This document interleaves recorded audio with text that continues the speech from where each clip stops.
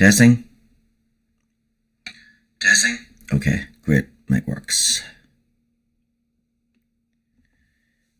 Okay.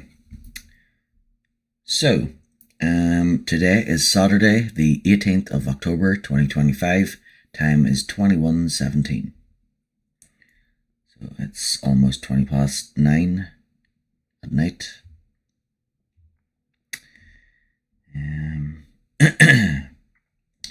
So earlier today, I was reading Resident Evil 0R. I covered the prologue and chapters 1 to 8. There's 8 more chapters remaining. So I'm hoping to finish them. Right, so let's get stuck in then. So 18 minutes past 9, so almost 20 past, so 15 minutes from now would be 10 past 10. We'll take a 10 or 15 minute break at that time.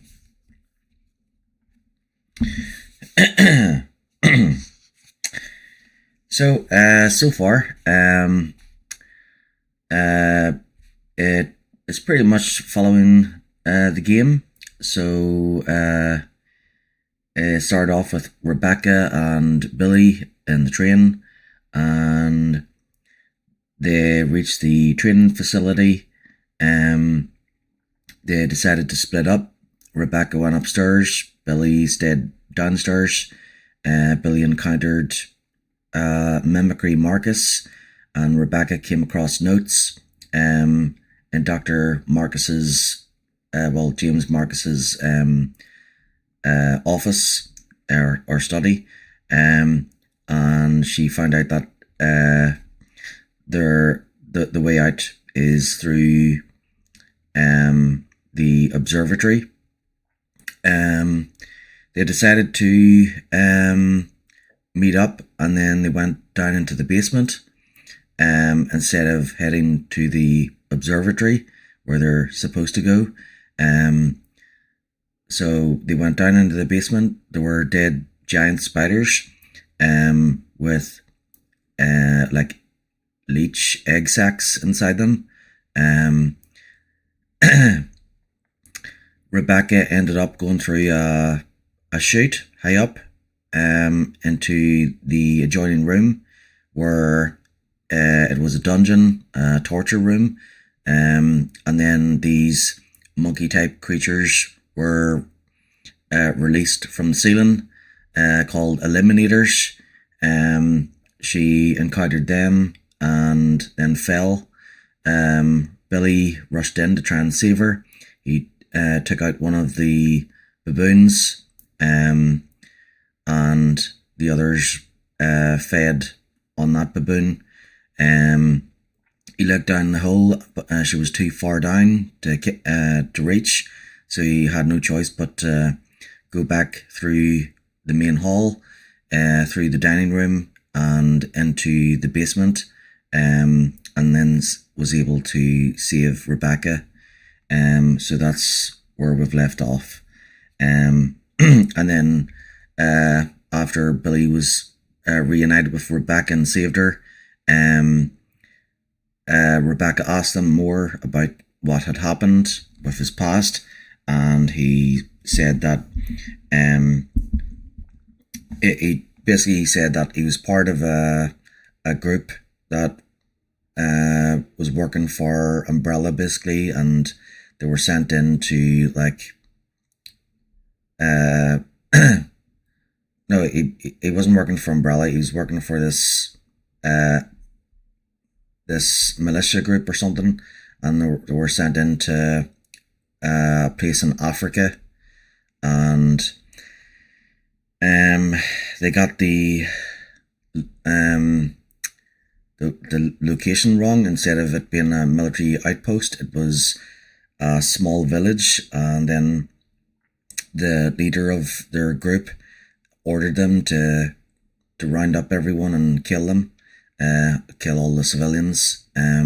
Billy didn't want to do it, so he was knocked out, and then when he came round, everyone was, they had already killed the civilians, and then he was given the blame for what his group did.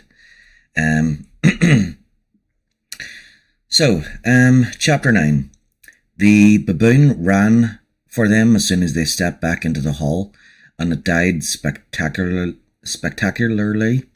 The double-barreled shotgun blasting it to shreds with a deafening roar.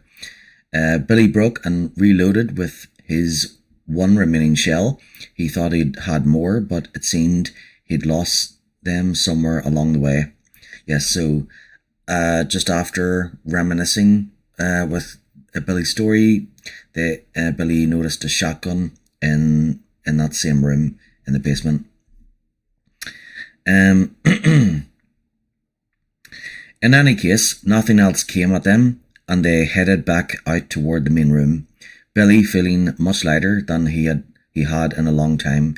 Besides the much-needed laugh, a break in the relentless chaos they'd both endured, it was the first time he had told his story to anyone who was actually listening, who was willing to consider that he might be telling the truth. They stopped at the giant circle of stone statuary in the middle of the large chamber, looking it over. There were 6 carved animals, spaced evenly around the circle, facing outward. Each had a small plaque in front of it, a small oil lamp positioned next to each plaque. The animals were expertly carved, but the whole thing was a monstrosity, a real eyesore. The animal in front of him was an eagle in flight, a snake clutched in its talons. He read aloud from its plaque, "I dance freely through the air, capturing a legless prey." He frowned, moved to the next animal over, a deer, reading from its plaque, "I stand tall on the earth with horns proudly displayed." Rebecca had walked around the unfortunate art piece, stopped at a steel gate set into the wall behind it. The gate blocked a short hall, 2 doors set into its walls. "There's a sign here, says," she turned, studying the animals. "Basically go from weakest to strongest using the lamps. It's some kind of puzzle." She grabbed one of the metal bars of the gate, shook it. "Must be how we open the gate." "So you have to light the lamps in order, starting with the weakest animal," Billy said. "Dumb. Why someone would go through all the trouble." He pulled the map out of his back pocket, studied it. "It just looks like a couple of rooms back there. I don't see an exit." Rebecca shrugged. "Yeah, but maybe there's something in there we can use. Can it hurt?"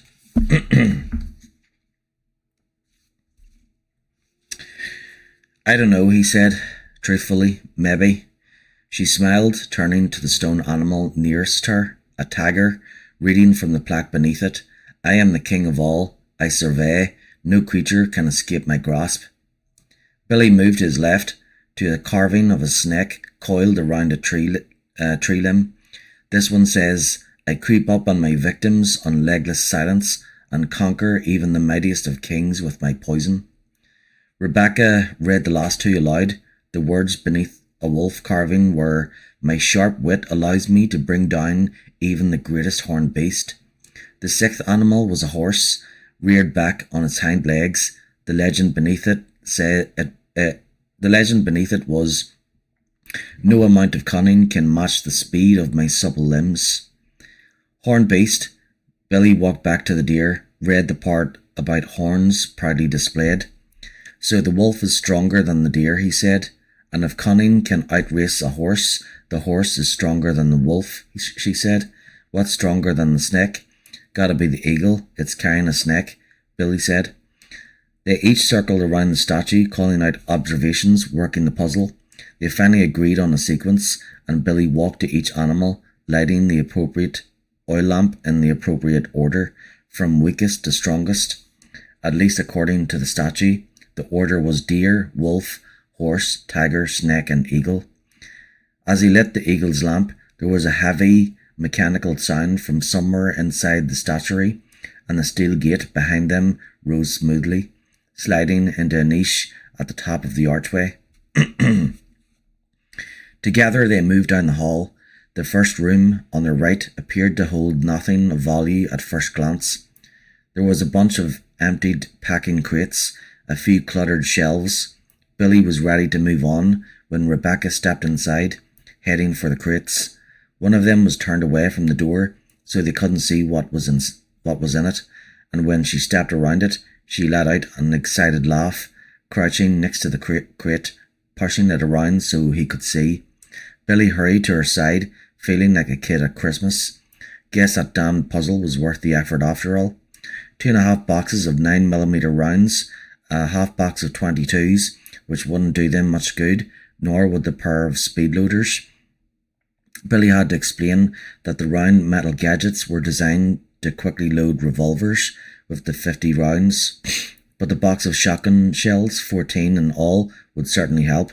Billy wouldn't have minded running across a bazooka, but all things considered, they couldn't have hoped for much better. They spent a few minutes loading the clips. They had. Rebecca found a fanny pack with a broken zipper on one of the shells, and they loaded it up, along with her utility belt. They agreed it was better to take it all, on the chance that they might discover more weapons. Billy rigged the zipper with a safety pin he found on the floor and donned the pack, comforted by the weight of so much ammo. "I could kiss you," he said, lifting the shotgun, and at her silence he turned to look at her, saw that she'd flushed slightly. She looked away, adjusting her belt. "I didn't mean literally," he said. "I mean, not that you're not attractive, but I meant, don't have kittens," she said coolly. "I know what you mean, and I know what you meant." Billy nodded, relieved. They had enough to deal with without the male-female thing, though she is pretty cute. He shook it off, reminding himself that he had just spent a year without any women around, and now was so not the time to address it. They headed to the second door, found it unlocked. It was a bunk room, shabby and dirty, the bunks slapped together from plywood, the few blankets scattered around threadbare and dingy.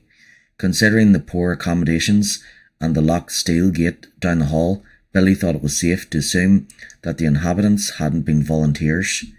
Rebecca had told him what that diary had said about testing human subjects. The whole facility gave him the creeps. The sooner they could get out, the better. "Do we go down or up?" Rebecca asked as they moved back into the hall. "There's an observatory upstairs, right?" Billy asked. Rebecca nodded. "So let's go observe. Maybe we can signal for help or something." He realised that he'd just suggested they try and get rescued, but he didn't take it back, even understanding what it most likely meant for him. He knew that he'd rather die fighting for his life than be executed, but there was Rebecca to consider. She was a good person, honest and sincere, and he'd do what he could to get her out of this alive. They moved out, Billy wondering where his criminal nature had gotten off to, quickly deciding that he was better off without it. For the first time since that terrible day in the jungle village, he felt like himself again. He watched them stock up on ammunition, both impressed and disappointed by their fortitude. After another consultation with their maps, they started upstairs, presumably for the observatory. Although the children could hear their voices, they could not make out their words.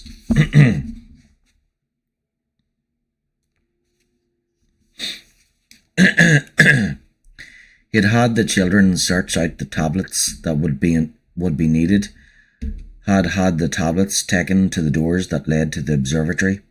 Unless Billy and Rebecca were entirely moronic, which they'd already proven they were not, they would figure out how to trigger the structure's rotation, leading them closer to their escape. From there they would move on to the laboratory, hidden behind the chapel.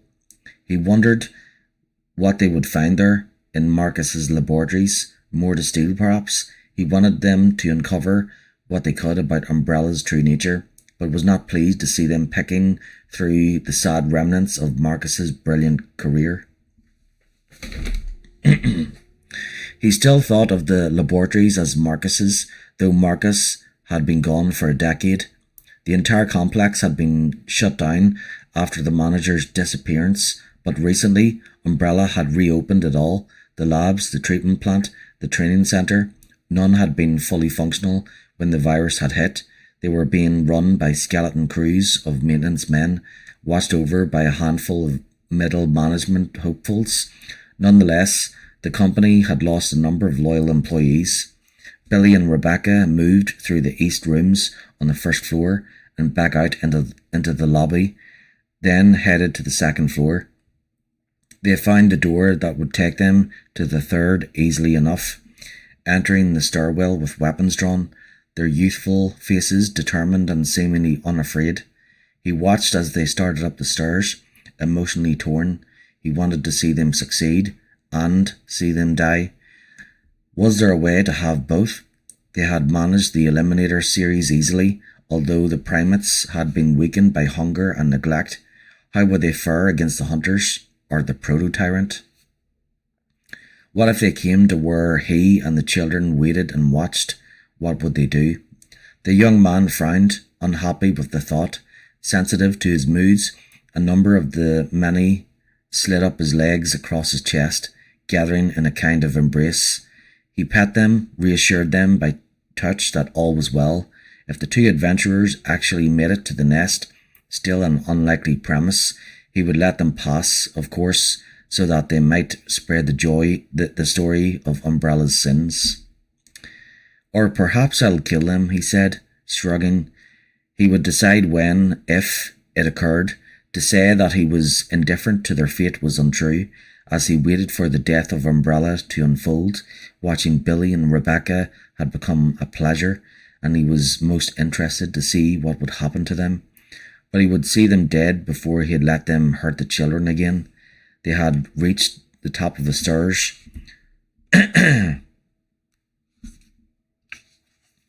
Were cautiously peering around the railing, searching for movement. The young man suddenly remembered the centurion hiding in the walls of the breeding pool, and wondered if it would come out to see who had invaded its territory. Billy and Rebecca had best hope not. If the Eliminators were but pawns in this game, the centurion was one of his knights. The young man eagerly leaned in to watch. The trip up to the third floor had been uneventful. Though they had had to hurry through the dining room, the two zombies that roamed around the tables had been too slow to bother shooting, but she didn't feel particularly comfortable taking a leisurely stroll past the dying creatures either. Considering that Billy was 3 steps ahead of her, he obviously felt the same. Now standing at the top of the stairs, Rebecca relaxed a little. The third floor, at least this part of it, was a single giant room, no hidden corners to worry about. The doors to the observatory were over to the right. Straight across from them was the breeding pool, a recessed, empty pit that stretched most of the room's length, and to the left a door that, according to the map, led to an outdoor patio. What do you think they were breeding? Billy asked, his voice low. Still, it echoed slightly in the vast room. Don't know. Leeches, maybe, she said. She thought about that solitary figure they'd seen from the train, singing to the leeches, and suppressed a shudder. So, observatory or patio? Billy looked back and forth, then shrugged.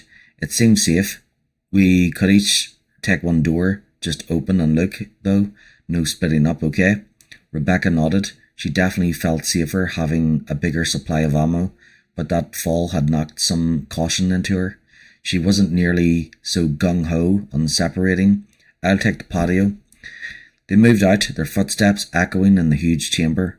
The door to the observatory was closer, only her steps rang out after a moment as she continued on to the south wall. Hey, Billy called as she reached the door. He was holding up what looked like a book, 2 more in his other hand. Rebecca squinted across the large room, saw that they were made of stone, that each was rounded on one end. These were in front of the door. What are they? She said. Her voice, though low, carried easily in the still, cool air. Decorative, maybe, he said. Each one has a word etched on the front. He looked down at the tablets, shuffled through them. We got unity, discipline, and obedience. That recording they'd heard, Dr. Marcus's recitation of the company motto, they were the same 3 words. Hang on to him, Rebecca said. They might be part of some puzzle, like the animals. My thoughts exactly, Billy said, and in a lower voice, crazy ass house. She turned back to the door, raising her handgun as she pushed at the handle, and it was locked. She sighed, her shoulders sagging, realizing how amped up she'd been for some kind of attack. Locked, she called out. Billy had opened the door to the observatory and was still looking inside. He turned back, holding the door open. This might be promising. I don't know what any of it does, but there's a shitload of equipment in here. Maybe a radio too.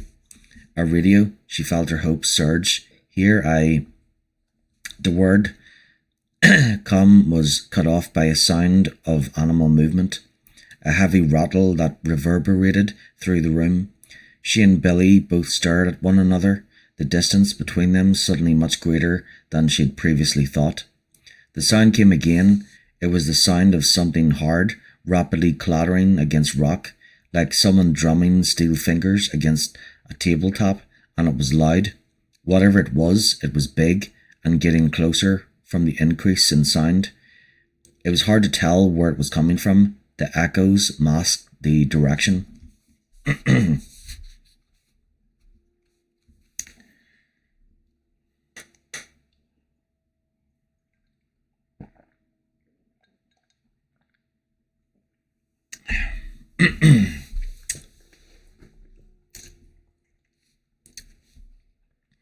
The breeding pool, Billy shouted, waving her over. Come on. She broke into a run, her heart hammering, afraid to look at the breeding pool, afraid not to. She sensed movement there, something dark and fluid, and ran faster, finally risking a glance as she passed it by. The sight of it drove conscious thought away. It was a centipede or millipede, big enough to put those shepherd-sized spiders to shame. Yellow eyes seemed to glow from either side of the glossy black skull, long, reddish antennae twitching and quivering from the top of its head. Its long, sinuous body was low to the ground, plated and segmented, riding atop dozens of pointed red legs. It was easily 4 meters long, maybe louder, as big around as a barrel, and moving toward her, fast, its legs waving, rippling, as it propelled itself across the empty pool. Run, Billy yelled, and Rebecca ran for her life, now breathing in the stink of the creature, a terrible sour smell that would have made her gag if she had had time to bother. Billy was holding the door to the observatory open with his foot, the shotgun trained just past her, and she could feel how close it was.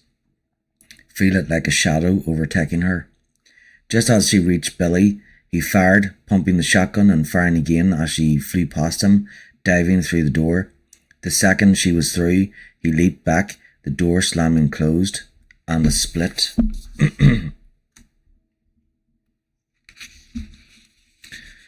Split second past that, they heard his body brush past the door, the sound of its armoured body pressing against heavy wood. They waited, both of them staring at the door. But after a few seconds, the sound stopped, became the clatter of many feet moving away. Good Christ, Billy said. Rebecca nodded. He reached down, helped her to her feet, both of them breathing heavily. Let's not go back that way, Rebecca said, hoping very much that they wouldn't have to. Sounds like a plan, Billy agreed. They were silent for a moment, looking around at their sanctuary. It was a big round room, bi-level. They were standing on a kind of catwalk that half-circled the room.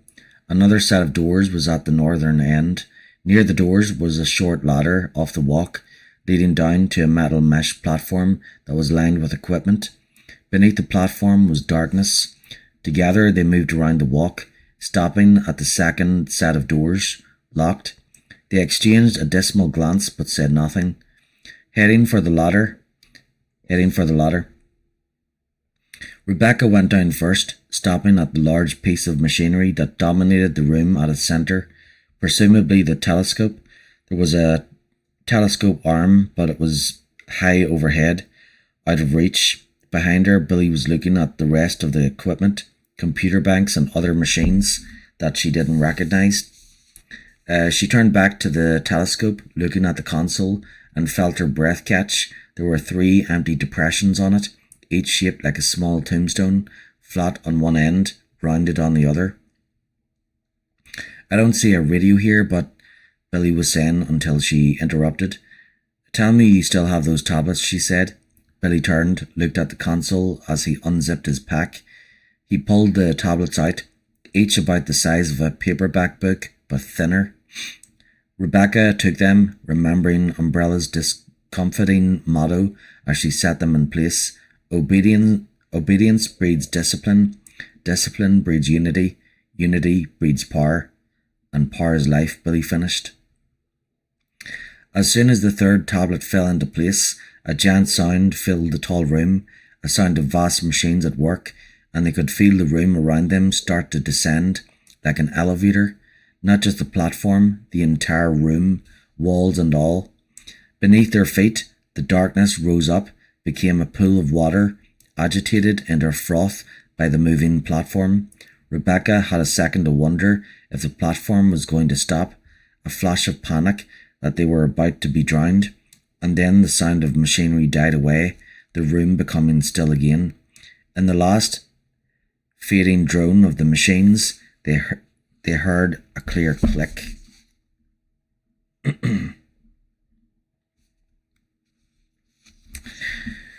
Sound coming from the northern doors overhead. They looked at each other, and Rebecca saw her surprise mirrored on his lean face. Guess we know where to go next, Billy said, trying to smile, but it wasn't a convincing one. Rebecca didn't even try. They were being led, but was it to freedom, or like lambs to slaughter? One way to find out. Without speaking, they turned and walked to the ladder. Chapter 10 of 16. They stepped through the northern doors into cool night air, and Billy felt a real sense of relief, breathing deeply. He hadn't realized how afraid he'd been that they might never leave the Umbrella facility. Unfortunately, he quickly saw that they hadn't escaped. Not exactly. The doors from the observatory had opened onto a long and narrow walk, leading straight to another building, perhaps 50 meters ahead. The walk was bordered on either side by water, some kind of reservoir or lake that abutted the east side of the facility.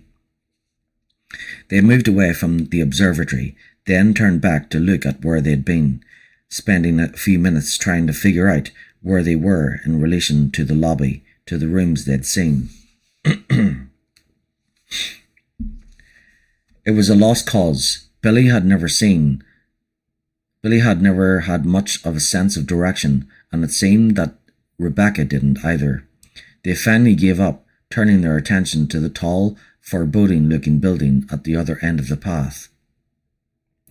They walked toward it, Billy still taking in big lungfuls of the sweet, misty air. It was late, probably in the early hours of morning, but there was no sky to judge by, only a great grey cloak of rain clouds overhead. "Where do you think we are?" he asked. "No idea," Rebecca answered. "Somewhere with a phone, I hope." "And a kitchen," Billy added. He was starving. "Yeah," she agreed, her tone wistful. "Stocked with pizza and ice cream." "Pepperoni?" "Hawaiian," she said. "And pistachio ice cream." "Gah," Billy made a face, enjoying the conversation. They hadn't had much time to get to know each other, though he felt a kind of bond with her, the connection he had often felt for others during combat. "You probably like orange food, too." "Orange food?" "Yeah, you know, that unnatural orange colour. They put it in macaroni and cheese, artificially flavoured orange drinks, snack cakes, fried cheese curls." Rebecca grinned. "Got me. I love that stuff." Billy rolled his eyes. "Teenagers. You are a teenager, aren't you?" "Just old enough to vote," she said, sounding slightly defensive. Before he could ask how she'd made it into stars at her age, she added, "I'm one of those brilliant whiz-kid types, college grad and everything. And how old are you, Grandpa? 30? It was Billy's turn to feel slightly defensive. 26. She laughed. "Wow, that's ancient. Let me get you a wheelchair." "Shut up," he said, grinning. "I said, let me get you a wheelchair," she mock shouted, cracking him up entirely. They were still laughing when they passed a small open guardhouse set into the right side of the walkway and saw the body on the floor inside. Part of a body, thought Billy, his good mood drying up in a hurry as they stopped, helpless not to look. The legs and one arm were missing, making the face-down corpse look as though he or she, it was too far gone to tell, was drowning in the thick puddle of blood that surrounded it. Neither of them spoke again as they finished their walk to the building, sobered by the reminder of the tragedy that had occurred here. It was impossible to keep it in mind every second. Dwelling on the horror of the viral outbreak would make it too hard to function, and the occasional release of laughter was important, even necessary, to their continued mental health. On the other hand, if you could look at the body of a dead man and keep laughing, mental health became an issue in an entirely different way. They reached the unknown structure, studying the layout. There were small paths branching off of the main walk just in front of the building, hemmed in with flowers and trees that had long since gone to seed. The paths disappearing behind roughly shaped hedges. There were a few unbroken outdoor lights, but only enough to make the shadows seem even darker. Not the most inviting environment, but Billy didn't see any zombies or leech people, which made it a hell of a lot better than the last place. There were a few wide stone steps leading up to the double doors. Billy kept his eye on the shadowy paths as Rebecca walked up the steps, giving the doors a shake. "Locked," she said. "Hell with that," Billy said, following her up. He tried the handle himself, decided that while the wood was strong, the lock wasn't. Not even a deadbolt. "Stand back." He turned to one side, lowered his centre of gravity, and gave the lock a solid sidekick, then another. On the third, he heard wood splintering, and it crashed open on the fifth, the cheap metal lock flying apart. They both stepped into the doorway, looking inside. After all they'd been through, he thought he was past surprise, but he was wrong.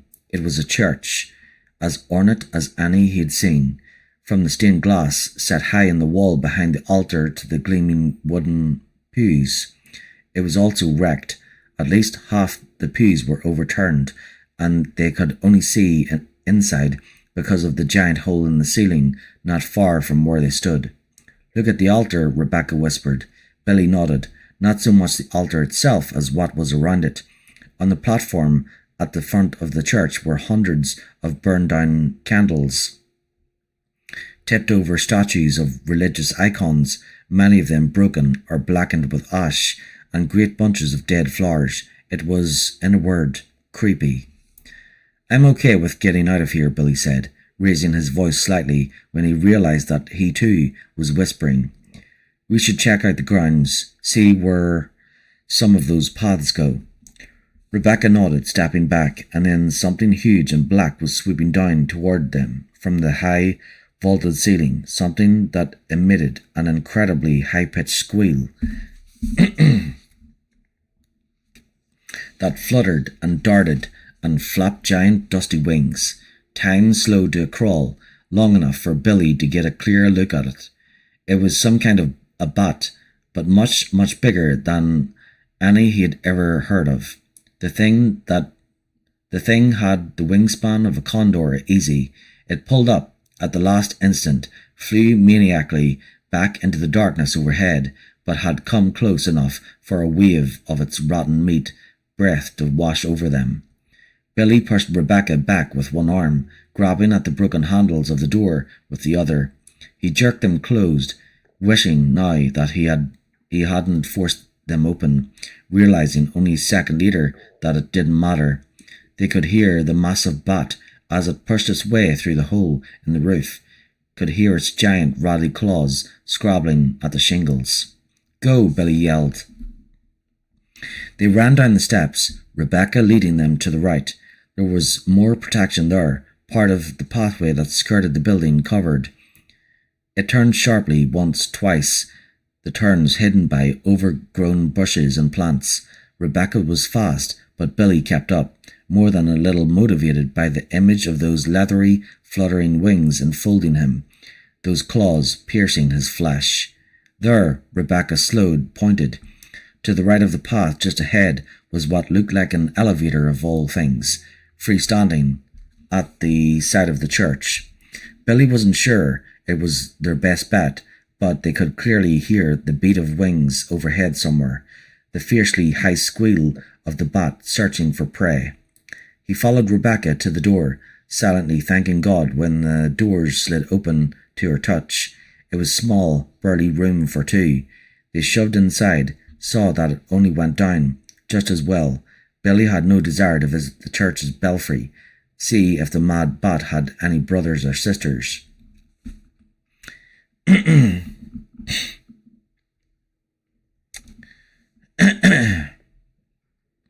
Rebecca hit the switch to close the doors. Just before they closed, a zombie staggered toward them from seemingly out of nowhere, a woman reaching toward them with fingers that were shredded to their bone. She moaned, revealing blackened teeth, and then the doors were sliding closed, shutting out the zombie, shutting out the high-frequency screech of the infected bat. They both sagged, leaning against the walls of the small elevator. They could hear the female zombie's hungry cries through the doors, hear the sharp scratch of her bone fingertips against the metal doors.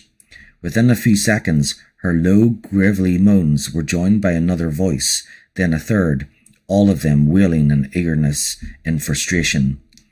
There were only two choices, B1 or B2. Billy looked at Rebecca, who shook her head, her face pale. Outside, the zombies continued to claw for entry, and Billy pushed B1. The elevator didn't move. Okay, B2 then, Billy said, hoping that they hadn't just trapped themselves.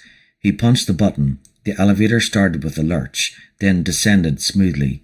Billy edged slightly in front of Rebecca, readying the shotgun, hoping that the doors weren't about to open to a horde of infected creatures, all eager for a late-night snack. The door slid open without any sound, revealing a corridor littered with rubble, but otherwise empty.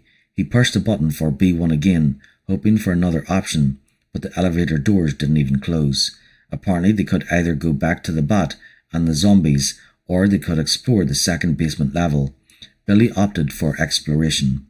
He stepped out cautiously, Rebecca right behind him. Like the training facility mansion, the decor, the architecture was refined and probably priceless. The floor was marble, chipped, but still polished to a high sheen. The hall lined with handsome support pillars, the entries high and arched. To their left was a stairwell that led up, choked with broken rock and shattered dry wall. There was another door on the left up ahead, just before the corridor turned sharply to the right.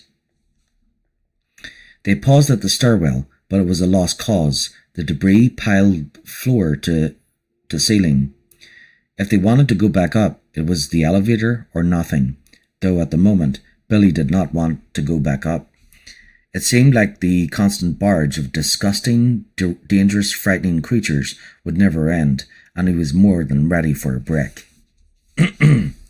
All those in favour of no more zombies, he said softly. Aye, Rebecca answered, her tone just as soft. She shot him a smile, but it looked strained. They started forward, boots crunching as they waded through the rubble. Rebecca stayed by the first door as Billy quickly checked the rest of the corridor. There was one other obvious door, set with a combination lock, and a third possible door. Billy wasn't sure. It looked very much like the corridor simply dead-ended in a blue wall, but there was an elaborate shrine set up there. Twin statues bookended a profiled relief of someone who looked very much like James Marcus. There was no keyhole, but beneath the bust was an empty depression of the size of a child's fist, as though it were missing a piece. Lovely, 2 more puzzle locks. Billy thought sorely, walking back to Rebecca. What was it with these people? If they needed to be so goddamn clever, why couldn't they just stick to crossword puzzles? Thankfully, the first door was unlocked. They stepped inside, finding themselves in another shabbily elegant room, this one lined with bookshelves.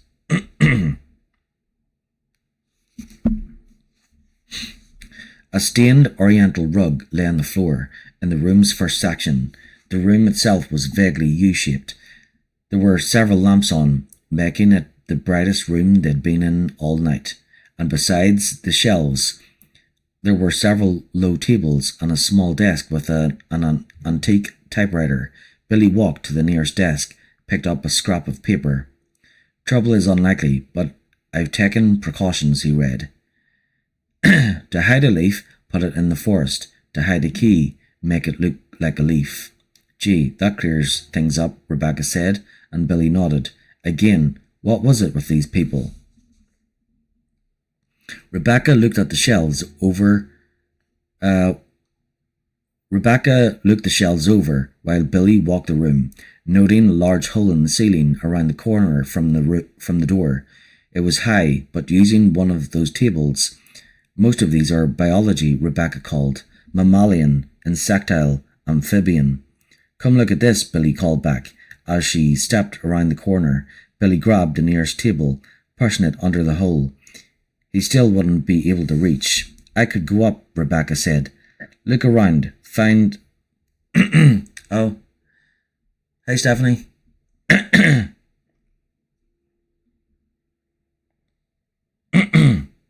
"I could go up," Rebecca said. "Look around, find a rope or something for you to climb." Billy frowned. "I don't know. Last time you went looking. I don't know. Last time you went looking, ... "Yeah," she said, but her expression was set.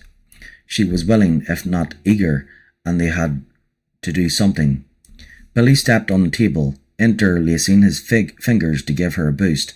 She climbed up after him, put her right boot in his hands, one hand on his shoulder. As before, she was light as a feather. Billy could probably bench press two of her without much trouble. He pushed her up easily. Rebecca disappeared from sight as she crawled through. A second later, she was back at the hole. "Seems clear, but it's dark," she said. "Looks like a lab room. Lot of shelves, couple of desks. Let me see what I can find." She disappeared again. Billy waited, staring up at the hole, reminding himself that she knew how to handle herself. She had already proven herself stronger and more capable than any number of seasoned soldiers he'd known. And if there was trouble, she could just hop back down, nothing to worry about.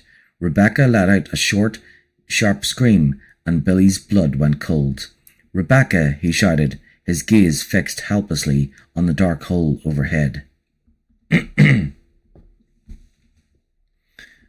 "Well, how's your day going?"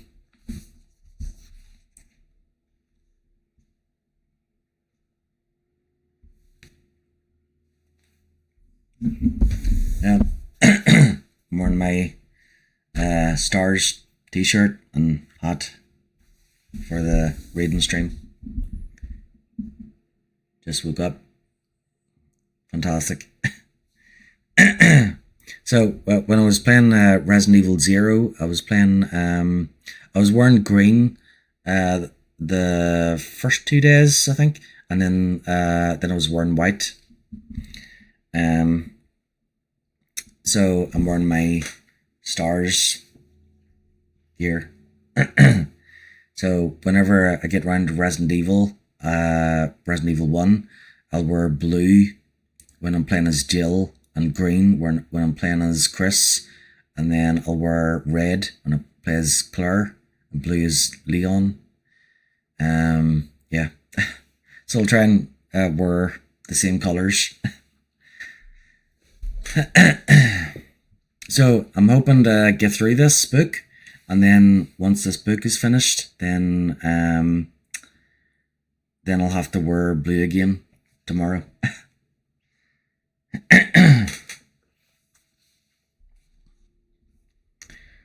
Don't you have a long sleeve one too? Yeah, I do. But that one's more casual like. This one is just a t-shirt.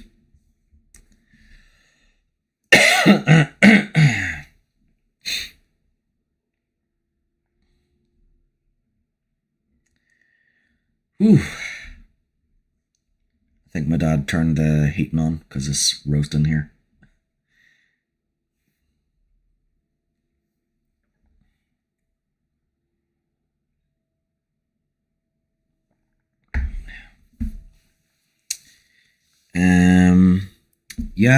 So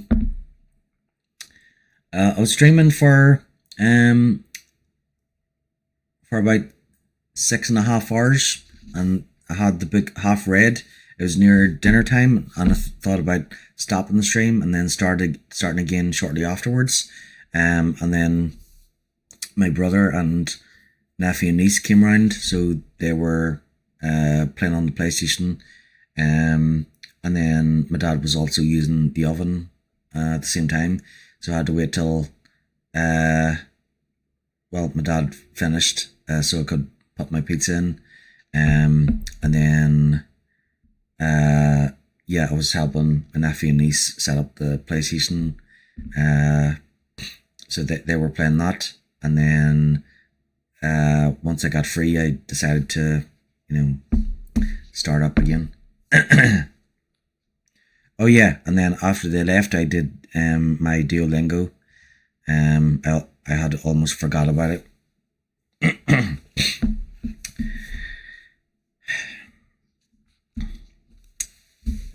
So I'll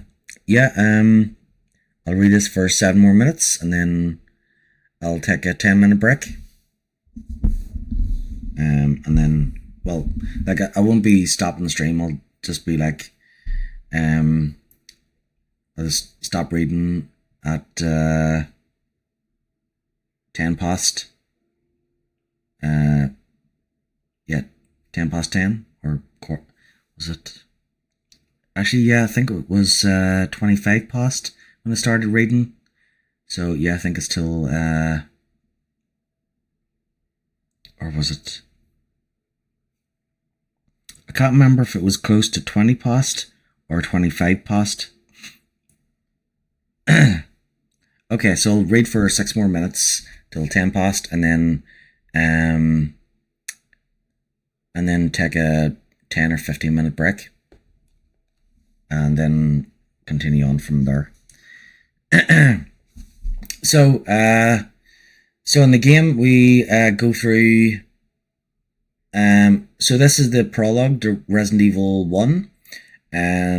So since you've seen me playing that before, our Bravo team was sent in first before Alpha team. But then their helicopter crashed, and communication was lost. So then Alpha team was sent in after them. So this tells the story of what happened with Bravo team, and Rebecca Chambers, she entered. So after crash landing, Enrico ordered everyone to split up in different directions, and Rebecca found a train. She went on board and discovered it was full of zombies. She encountered a guy called Billy Cohen, who was apparently a fugitive. Apparently he killed 23 people. She was forced to work with him to fight against the monsters. And they worked together to fight the monsters. The train started moving, and they worked together to try and stop the train, to apply the emergency brakes. The train ended up crashing at next to a training facility owned by Umbrella. They went into the training facility and decided to split up. They met back together again. So Rebecca went upstairs, Billy went downstairs. After encountering, Billy encountered a mimicry Marcus, which was a monster made of leeches. Rebecca had encountered one before, back on the train.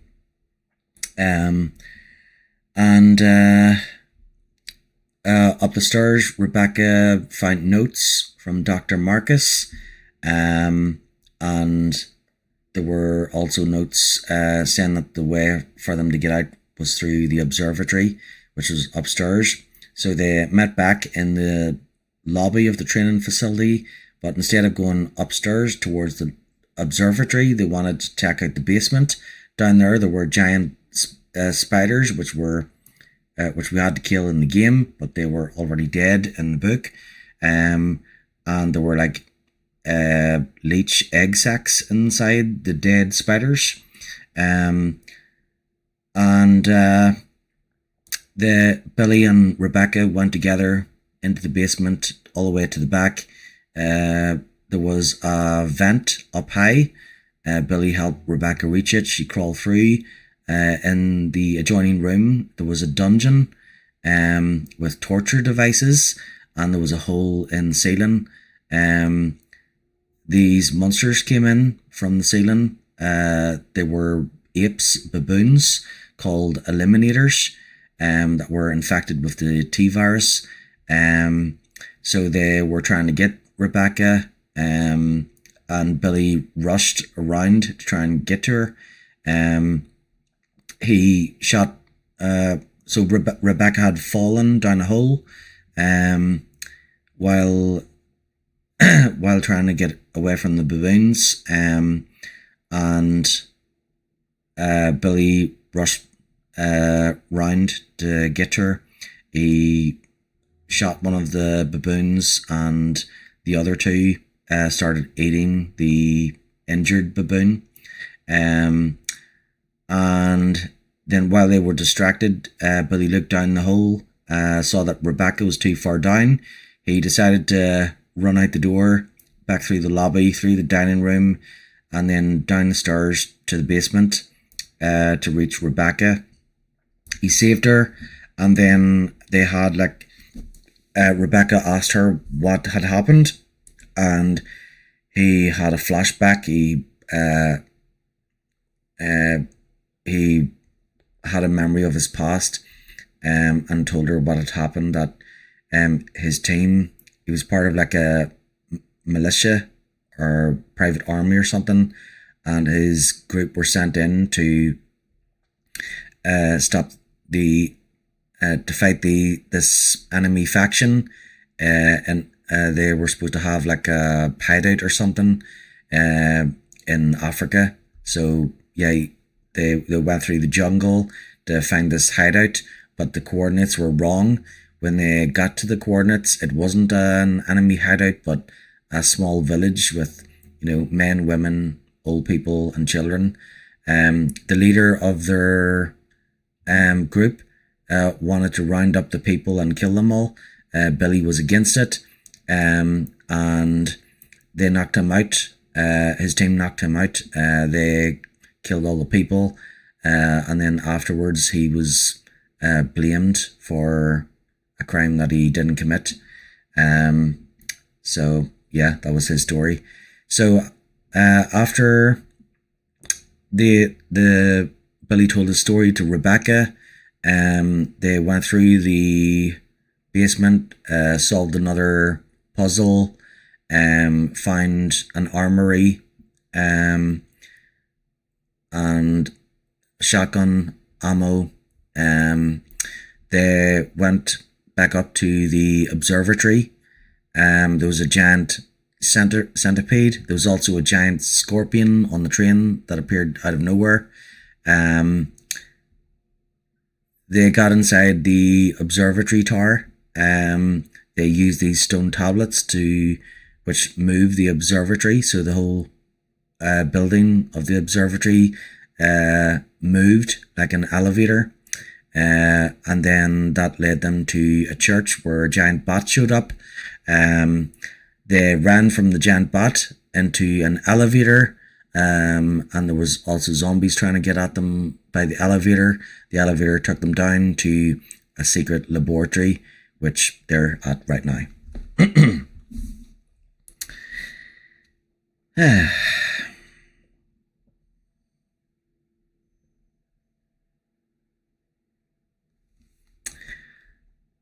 Yeah.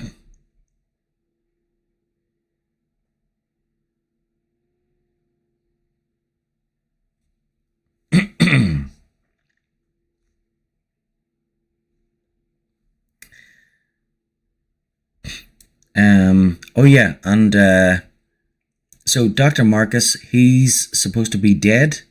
He's supposed to be dead for decades, and this book and these first games take place in the 90s, and like 19 is it 1998?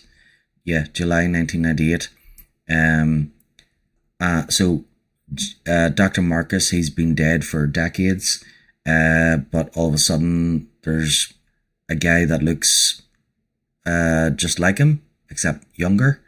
But it's actually a monster, a monster made of leeches, that that thinks he's Dr. Marcus. um. So yeah, that strange guy had been like he had appeared above the at the train. Yeah, the queen, the leech queen. Yeah, he is the leech queen. And yeah, it's just really weird. And yeah, it mentioned Albert Wesker and William Birkin as well.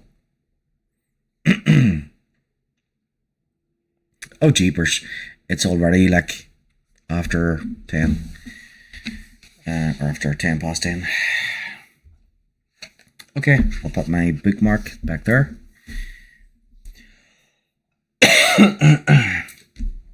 Right, so it's almost 10:15, so I'll continue reading at like 25 past 10. So I won't be stopping the stream until I finish the book, so hopefully it doesn't take we're on chapter 10 of 16, so hopefully it doesn't take till like another 6 hours, because if so, then that'll lead us up to like 3 o'clock in the morning.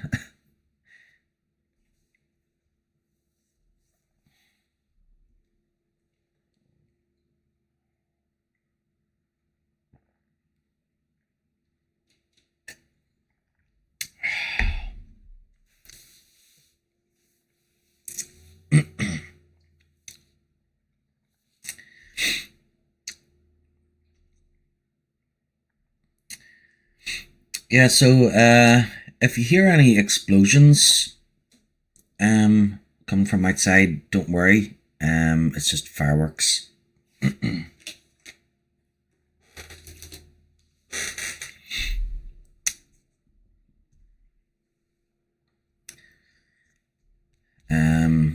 So people here set off fireworks for Halloween because Halloween used to be the Celtic New Year.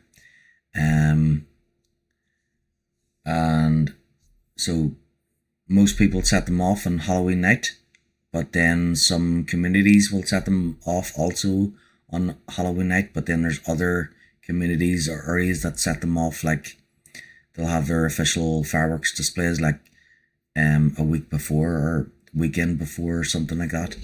And then there's also people who are, so there's people that are selling fireworks, but the problem is that there's some people who sell the fireworks to younger people who aren't supposed to have them, like teenagers or whatever. So they end up having fireworks and then being reckless with them. So that's where the random explosions are coming from. They're you'll start hearing them here around, from like September, and then they become more frequent leading up to Halloween.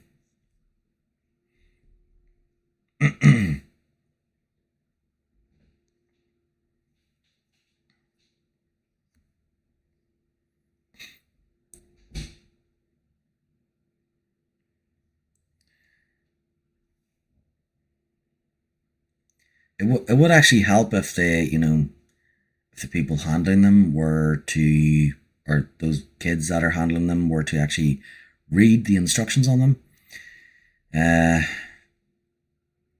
Because they're supposed to like put them in the ground and point them up, because they're supposed to go up into the sky, not like be bouncing off of people's cars and stuff. Okay,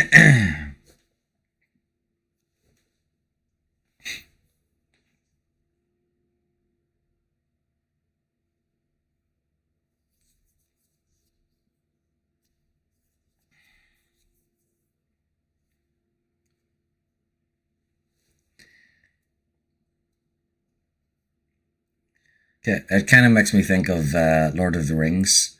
When what do you call them? Um, Merry and Pippin. They like steal some of the fireworks from Gandalf.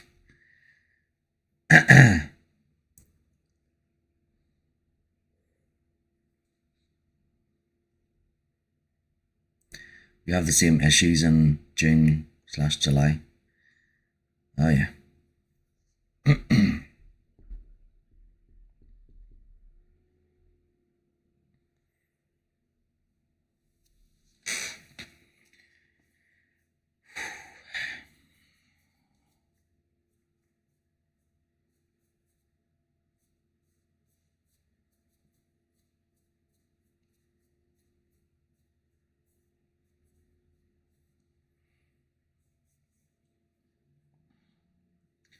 I have mass to go to tomorrow, but yeah, won't take long to get ready in the morning.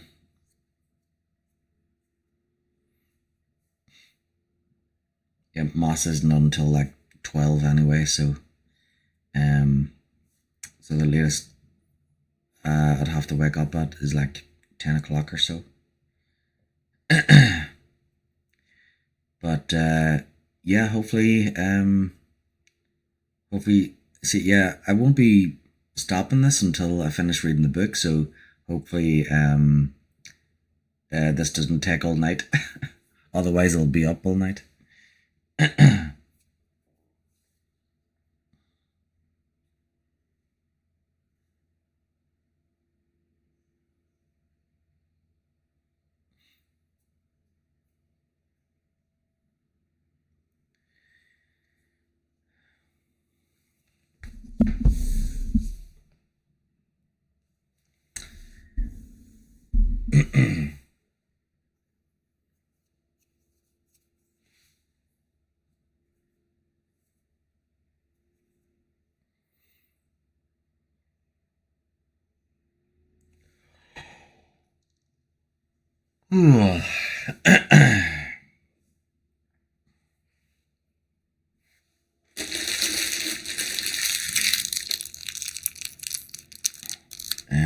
Okay, I'll be right back.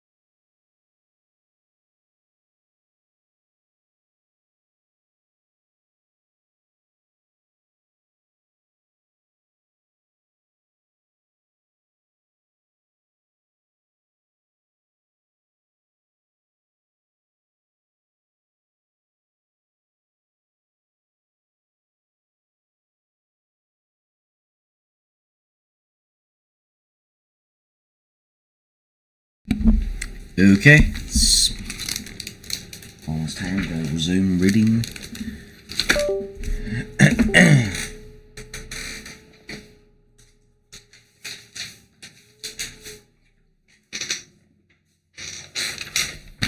So yeah, here's the plan for Resident Evil. So Resident Evil 0 is finished. Right now is 0R, then Resident Evil Original, then Remake, then Wesker's Report 2. So I read that one at the end of Remake.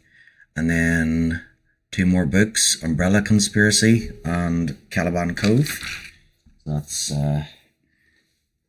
Umbrella Conspiracy. Ooh. And then Rebecca Chambers returns in Caliban Cove.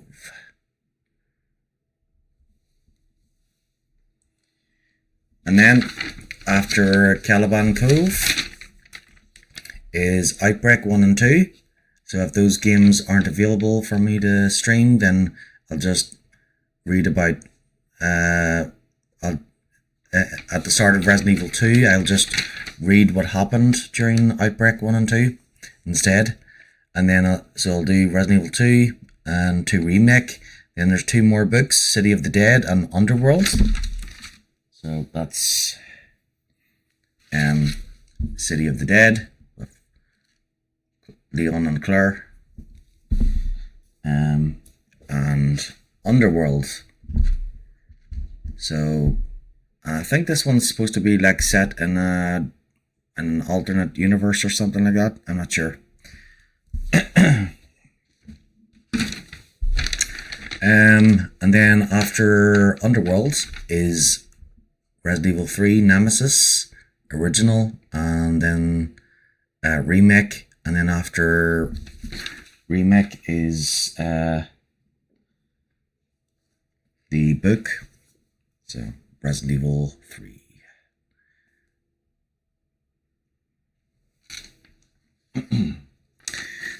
And then after Resident Evil 3 is Code Veronica. So at the start of Code Veronica, I'll read what happened during Survivor. So Code Veronica takes place 2 months after the events of the Raccoon City incident. So the Mansion incident and Resident Evil 0 takes place July 1998. Resident Evil 2, 3 and Outbreak 1 and 2, they all take place in September to October 1998. But then Code Veronica takes place December 1998. Even though it's released in like 2000, it takes place 2 months after Resident Evil 3. So it follows Claire Redfield. She heads to Europe to try and find her brother Chris. So at the start of Code Veronica, I'll read what happened in Survivor, because I won't be playing that one. At the end of Code Veronica, I'll read the Wesker's Report, or play it if the video is available. Then I'll read the last of the books, Code Veronica. Ooh.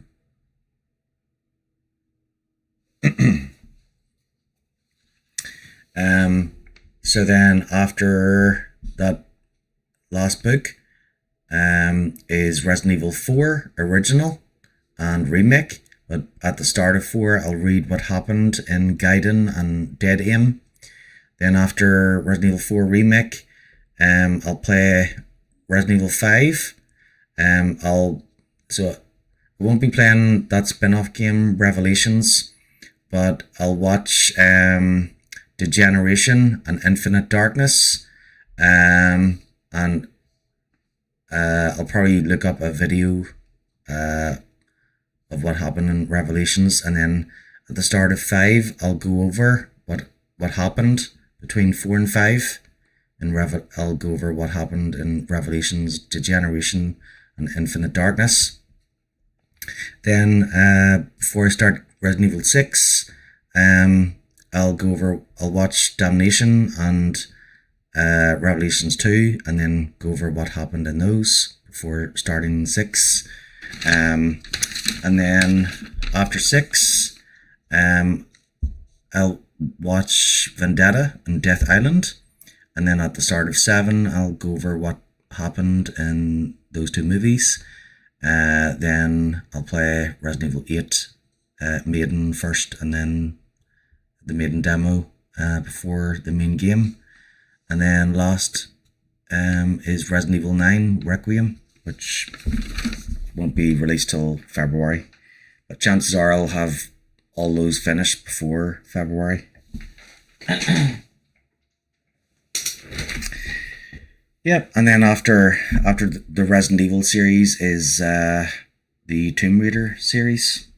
I've only played like the first Tomb Raider. Didn't really like it, but yeah. I thought, you know what, might as well visit that series and, you know, try and get everything done in that one. Try and get through them as quickly as possible. Okay, so back to the reading. So it's 10:30. So I'll take a break at 11:20. Can you hear me okay?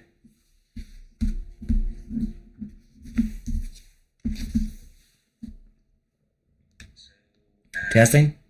Okay, great. It's working. Good.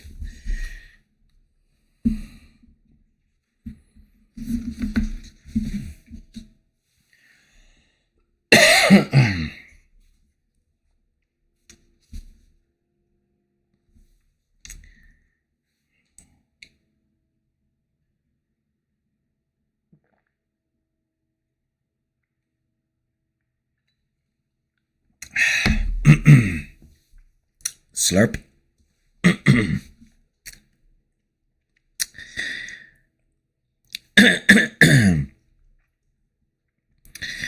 It looked like a lab, one that had only been used I'm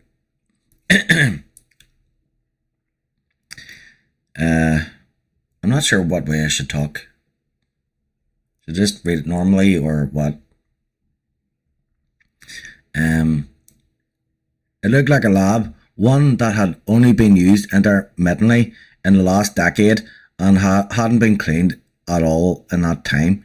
There was a thick dust on the floor and shelves, but things had been moved at some point.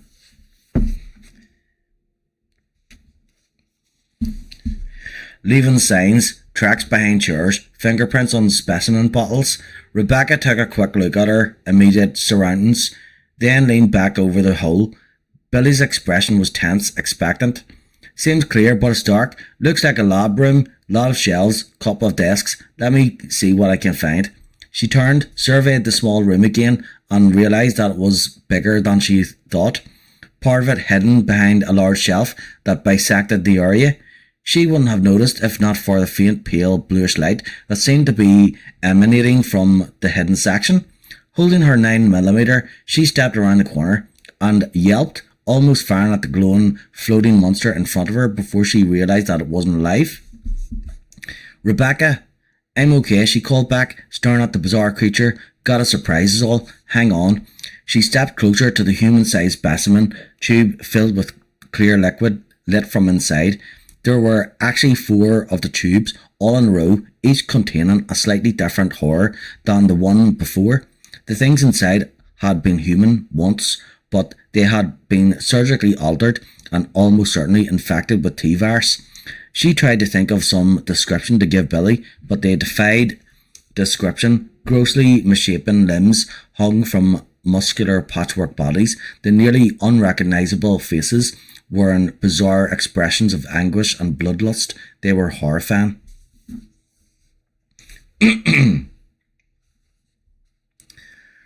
Past the row of humanoid monstrosities was a specimen case filled with much smaller tubes. Rebecca leaned in, saw that each tube had a dead leech inside. She grimaced, was about to turn away, when she realized that one of the tubes was different. The leech inside was not a leech. She pushed the dusty glass door aside and pulled out the anomalous tube, holding it up to the faint light. The tube's cap was glued or soldered shut, and the thing inside was leech-shaped, but was sculpted or carved, and a deep cobalt blue. Why would anyone make a fake leech and then put it... She blinked, remembering that piece of paper Billy had read from. To hide a leaf, put it in the forest. To hide a key. Rebecca walked back to the hole, held the tube out for Billy to see. I think I found the leaf key, she said, and tossed it down. Or I guess I should say leech key. Billy caught it neatly, peered at it. I'm pretty sure it'll fit one of those doors, he said. Come back down, we can go check. The cap won't come off, she started, stopping as Billy dropped the tube on the floor next to the table. He grinned up at her, then jumped down, stomping the tube with the heel of his boot. Glass crinkled and crunched, and a second later he was holding the carving up. Not a problem, he said. Come on. She chewed at her lip, looking around the lab. There were file cabinets, papers lying around. You go check. I'm going to see if I can find another map. Billy frowned. You sure? Afraid to go by yourself? She called, smiling slightly. Frankly, yes, he said, but smiled back. Okay, I'll be back in a minute. Don't wander too far away, all right? If you need anything, give me a call. Rebecca tapped her radio. No sweat. He gazed up at her another moment, then turned and walked away. Rebecca looked around the lab once more, focusing on the larger of the two desks in the room. Okay, Marcus, let's see if you left us anything useful, she said, and moved to the desk, unaware that she was being watched very, very closely, as she picked up a sheaf of papers and started to read. This will not do, he clenched his fists, furious. The children tried to soothe him, crawled across his shoulders, but he brushed them away, ignored their attempts. Rebecca reading Dr. Marcus's personal notes, finding the charm that led to Dr. Marcus's inner sanctum, giving it to Billy. All they had to do was get to the cable car, perhaps pick a lock or two, and they could be on their way. But it seemed they would not leave the memory of Dr. Marcus alone, that they had to violate the very few privacies he'd left behind. Not if we stop them, he told the children, watching as Billy used the small effigy to open Dr. Marcus's rooms, as Rebecca rifled carelessly through Marcus's private papers. It had been an amusing diversion, watching these two, but it was over now. The world would have to learn the truth about Umbrella without them. Time to send the children out to play. Chapter 11 of 16. As he suspected, that dead-end shrine was a door, and the tiny leech statue that Rebecca had found fit perfectly in the door's lock. There was a soft, hidden click, and the door unlatched. Billy studied the front of the door a moment before going in, deciding that the profile was, in fact, that of Dr. James Marcus. He wondered why the leech man they'd seen on the train had looked like Marcus. The leeches had been controlled by that obviously much younger man, the one singing outside. Was the real Marcus still around? It hadn't seemed likely. The diary Rebecca had found, Marcus had been raving, paranoid that Spencer was coming for him, coming to take his work, and that had been 10 years ago. People that nuts usually weren't able to hold down day jobs. Rebecca was waiting. He set the minor mystery aside and pushed past the extravagant door with the barrel of the shotgun. A quick scan for movement. Nothing, and he lowered the weapon, stepping farther inside. Wow, he said, hushed, looking around the room. It was an office, large, expensively fitted with built-in shelves and cabinets on one side, all dark, polished wood and beveled glass.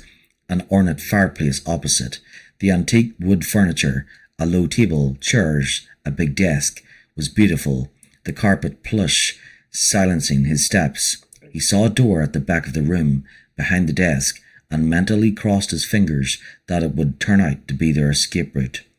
Much of the room's light came from a huge aquarium that dominated the northeast corner near where he stood, painting everything with watery bluish light, though the aquarium itself was empty. Billy frowned, stepped closer. Not empty. There were no fish, no rocks, or plants, but there were a number of things floating at the top, disgusting things, unrecognizable, but no less grotesque. They appeared to be pieces of human flesh, but shapeless, boneless, like deformed, amputated body parts. Billy quickly moved on, disturbed by the pale floating objects.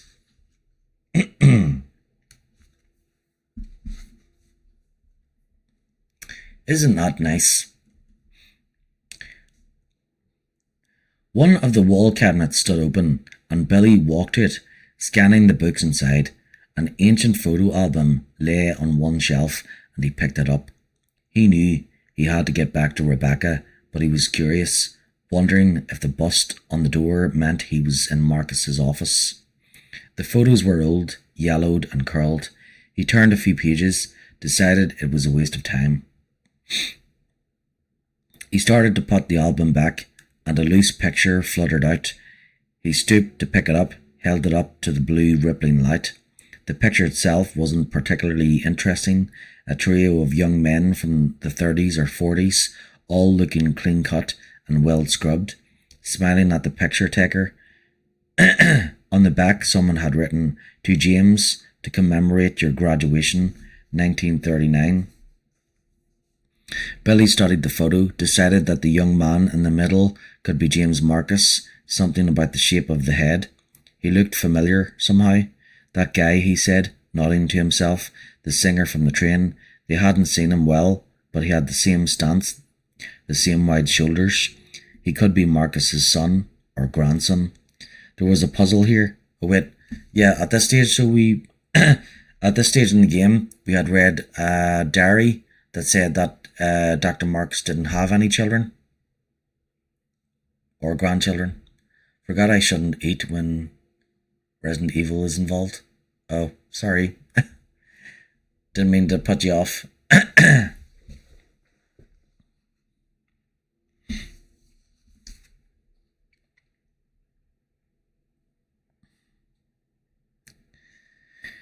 There was a puzzle here, and he was starting to think he had just found another piece. If Spencer had overthrown Marcus, taken his work, wouldn't Marcus's son or his son's son want revenge? Maybe the viral outbreak hadn't been an accident. Maybe the guy with the leeches had done it. Billy sighed, setting the photo on top of the album. That was all good and well. But for all practical purposes, who gave a shit? He needed to be looking for a way out. He checked the desk for keys or maps, found nothing, and went to the room's second door, thankfully unlocked. He pushed it open, felt his hopes dwindle. There was no big tunnel with a flashing exit sign. It was an art storage room, looked like. Paintings stacked against walls, a few statues draped with sagging drop cloths. One statue was uncovered, a white marble piece that looked like one of those old Roman gods, seated against one flat wall, its dusty gaze uplifted, a hand cupped near its belly, and holding something green. Billy walked over and took the small object from the statue's pallid fingers, smiling faintly when he realized what it was. It was another carving of a leech, this one in green instead of blue. Another key, perhaps to another secret door, and this one might really be their ticket out. And now there's another file, because you can tell by the writing or the font. See.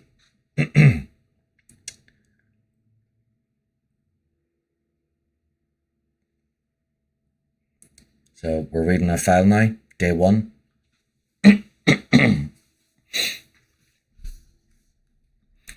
Day 1. Administered tea to 4 leeches. Their single-minded biology makes them perfect candidates. for this research, but they may be too simplistic to adopt. No immediate changes observed. The word 4 was underlined. In the margin, someone had scrawled change sequence in a spidery hand and circled it. It was part of a lab journal, mostly dates and numbers. Rebecca had been about to set it back down when she had seen that several phrases and words had been underlined on one of the last pages. She read on, looking for more of the marked passages.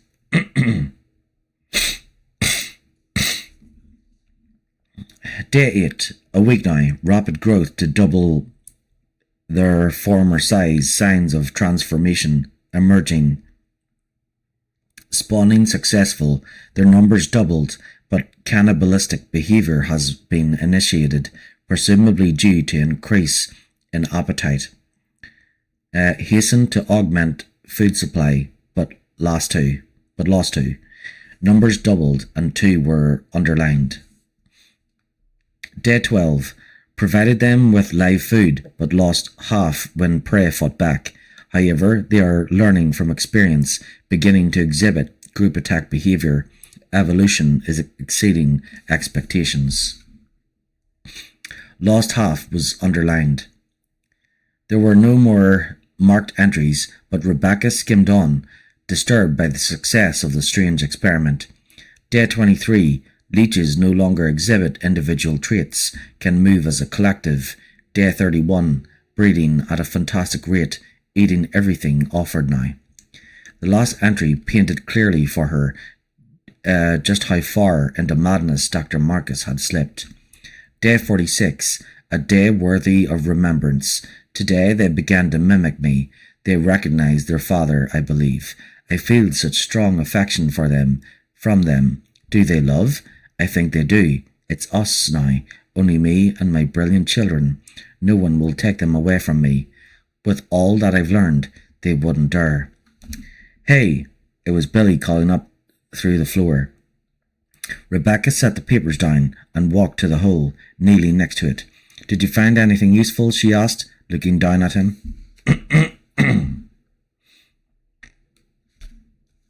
Maybe. Catch, he said, tossing something small up through the hole. Rebecca caught it. It was another of the leech keys, this one green. Is there a door up there with the bust of Marcus on the front? Billy asked. Rebecca shook her head. I don't know. Not in this room, anyway. I've been reading more about his wacko experiments. Want me to go take a look around? Billy hesitated. Why don't I come up? We can both look. Let me find another table or something. I'll be careful, Rebecca said. Didn't you say there was another door down there? Maybe you should try and get it open while I see if I can find the keyhole for this thing. It's a combination lock, Billy said. Unless you have a set of picks handy, I don't think we're going to get it open. Rebecca sighed. Too bad Jill Valentine wasn't with them. She was on the Alpha team, and according to Barry, she could break into anything. Change sequence. Wait, combination lock? Billy nodded, and Rebecca edged back from the hole, hurrying to the desk with Marcus's notes.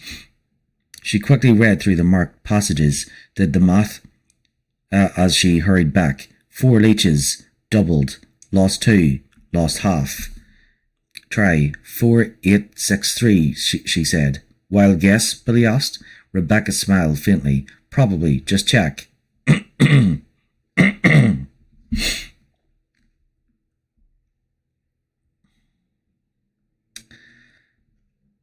All right, so that was the code for the door with the dial.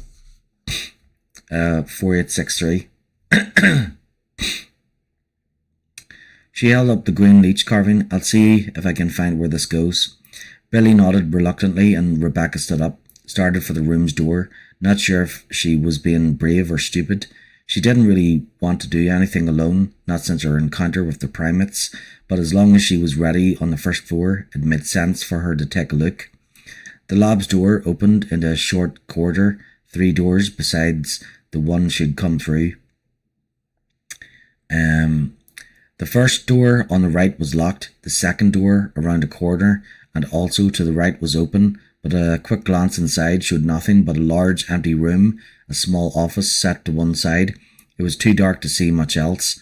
Rebecca closed the door, relieved that she was already 2/3 of the way through her little search and went to the last door at the end of the corridor.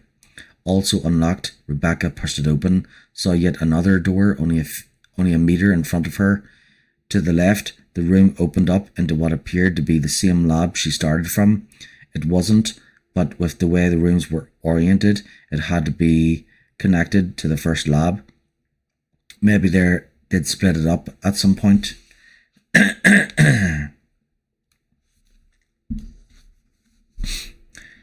A movement. There, near the table by the connecting wall, was one of the infected, a gaunt, sallow man, his eyes blank, his mouth open and hungry. He shuffled the water, making a soft gurgling sound in the back of his throat. He was slow, very slow. Rebecca looked between him and the door in front of her, the weight of the leech key warm in her hand. Taking a chance, she stepped forward and pushed at the door, was through and quickly closing it behind her before the too thin zombie could take another step. She'd stepped into an operating room, old and unclean, the once sterile tiles grey with a light film of scum, a few metal gurneys standing about on tilted wheels, and there, across from her and to the left, was a greenish door with a profile of Dr. Marcus on the front. "Gotcha," she said, moving to the door, studiously avoiding a closer look at the operating table set in the room's far corner after she caught a glimpse of the heavy restraints attached. She had an idea of what Marcus had been up to. She didn't need to suffer the details. The small leech fit perfectly into a depression just under the likeness of Dr. Marcus, and she heard the sound of a latch giving way. The door opened, and she took a step back, staggered by the smell, an odour she had become all too familiar with. The narrow room was lined on both sides with morgue drawers, several of them standing open. There were 2 bodies on the floor, neither moving, but she trained her handgun on the closet closest. All the same, breathing shallowly, she walked inside. God, please let there be something here worth locking up, she thought, stepping past an overturned gurney, and let it be in plain sight if it's not too much trouble. There was no way she was going to search each drawer. At the far end of the room was an offshoot to the right. Rebecca stepped over the second body, turned the corner, trying not to gag at the atrocious smell. There was another metal gurney pushed to one side, and on top was a single metal key.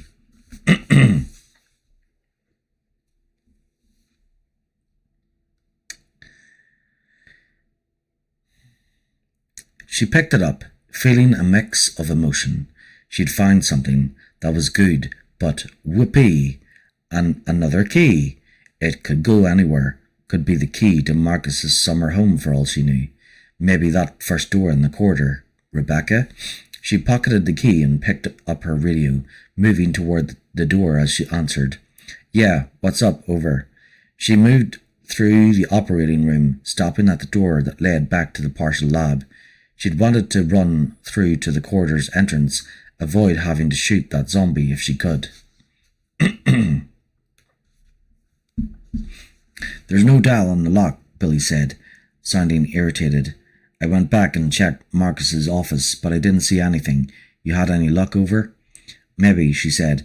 "Let me check on one thing. I'll meet you back at the library, over." "Careful, over and out." "Careful," Rebecca shook her head slightly as she clipped the radio back to her belt, astounded at how fast a relationship could change given the right or wrong circumstances. Only a few hours ago she'd threatened to shoot him, had been convinced that he was ready to shoot her. Now they were, well, friends was probably not the right word, but it was seemingly awfully unlikely that they'd end up killing one another. For the first time in a while, she wondered what her teammates were doing. Was the manhunt for Billy still on? Had they been looking for her, for Edward, or had they run into troubles of their own, being caught out by the fallout from the T-virus spill? And speaking of, she listened at the door a moment, heard nothing. Taking a deep breath, she pushed the door open, quickly stepping across the short distance to the next door, not even looking into the lab. As she closed the door behind her, she heard a muffled wail of frustration and felt a surge of pity for the hollow-eyed victim. The guy had probably worked here, but she wouldn't wish the zombie sickness on her worst enemy. It was a bad way to go, hands down. She walked to the first door she tried, hoping the key would work, doubting that it would. She supposed they'd have to do a more thorough search for whatever it unlocked, or just keep looking for something else, another map, another key, another hole in the floor somewhere. It was disheartening, to say the least. If they couldn't turn anything up, they'd have to use the elevator again, take their chances above ground. She slipped the key into the door's lock and turned it, heard and felt the lock give. No shit, she mumbled, grinning, and opened the door. Something huge and dark leaped for her, howling.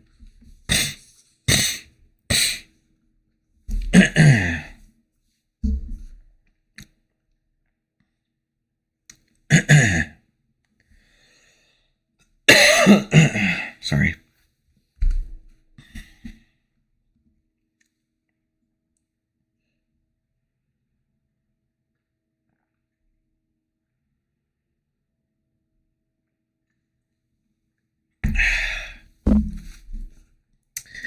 Sure is a lot of reading to do.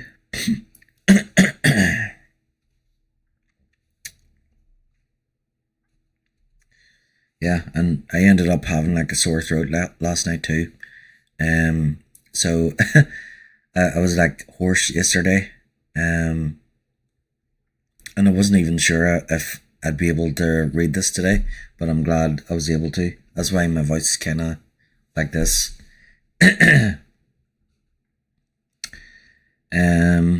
Billy wheeled at the hole between the first and second floors, idly wondering if there was a way to blow that dial-lock door open with one of the magnum shells, and heard a terrible, inhuman cry echoing down from the first floor, followed by 1-2 shots. He didn't think to try the radio. He hopped onto the low table beneath the hole, hefted the shotgun through, then jumped after it, catching the edge with his hands. He'd doubted his abilities before, but now it didn't cross his mind that he might not be able to pull himself up. With a grunt of exertion, he lifted his body through the hole, first scrabbling to his elbows, then getting one knee up. He grabbed a shotgun and was on his feet in time to hear that animal scream again.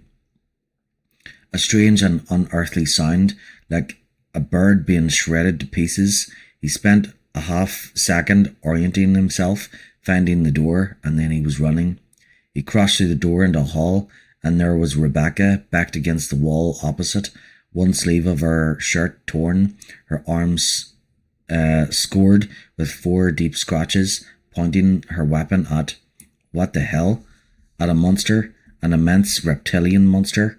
It was humanoid, hugely muscled.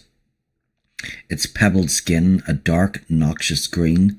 Its arms were so long that its clawed hands almost touched the floor. When it saw Billy, it dropped its thick jaw and screeched again, the small eyes in its flat, sloping skull practically glowing with malevolence. A thin stream of dark blood flowed from its upper chest, one of Rebecca's shots, but it didn't seem to be overly affected by the wound. Try this, Billy thought, bringing the shotgun up as Rebecca opened fire again. He blasted the creature full in the face, pumped the weapon, and fired again, not waiting to see what the first round had done. And the thing's face was gone, splashed across the wall and floor behind it, its heavy body toppling. A frothing river of blood poured from the shreds of its neck, from what little was left of its head, a bit of jawbone, of teeth, tatters of dark flesh. Billy didn't move for a few seconds, listening, searching for another sound, another movement, but there was nothing. He turned his attention to Rebecca, who was gripping her injured left shoulder with her right hand. Blood seeped from beneath her fingers. The pack on my belt, she said. There's a bottle of antiseptic wash in there, some bandages and tape. It just clawed me. It didn't bite. She looked pale, wincing as Billy cleaned her wound and taped it, but she bore up well, taking the pain rather than giving in to it. It was bad, probably needed stitches. But it also could have been a lot worse. When he was finishing up, she nodded toward the half-open door across from them. It was locked in there. The thing, I mean. She sounded shocked, dazed. Billy walked to the door, wanting to be in the way of anything else that might come popping out. He stopped at the headless monster, stood looking down at it. Kinda looks like the creature from the Black Lagoon on steroids, Billy said, glancing back, hoping for a smile. He got one, shaky but real, and once again was impressed with her fortitude. It was rare to be able to recover so quickly from an unexpected attack, especially by a nightmare like the monster in front of him. Most people would be shaking for hours afterward.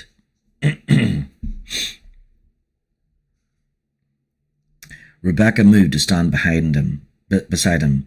She nudged one of the creature's bulky legs with her boot. Amazing, she said. The things they were doing out here, genetic engineering, recombinant viruses. I think psychotic is the word you're looking for, Billy said. She nodded. Can't argue that. Let's see if it was guarding anything important. They stepped around the creature, Rebecca explaining what she'd found on the rest of the floor as they moved into the room. It was a kennel of some kind, but Billy was fairly certain it hadn't been used to board dogs. There were stacks of steel bar cages, many of them fitted with restraints, and the smell in the air was that of wild animals, a gamey, rank odour. Which is where I found the key to this room, she was saying. I was hoping that meant there'd be something useful here.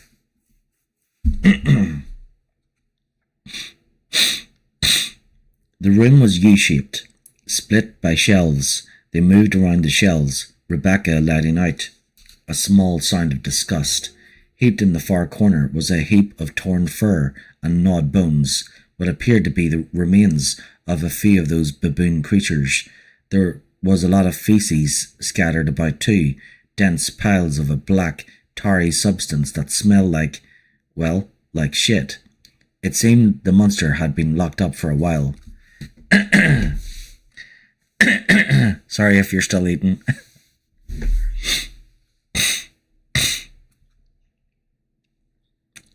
There was a small wood table between the two of the cage stacks, a few papers scattered across the top.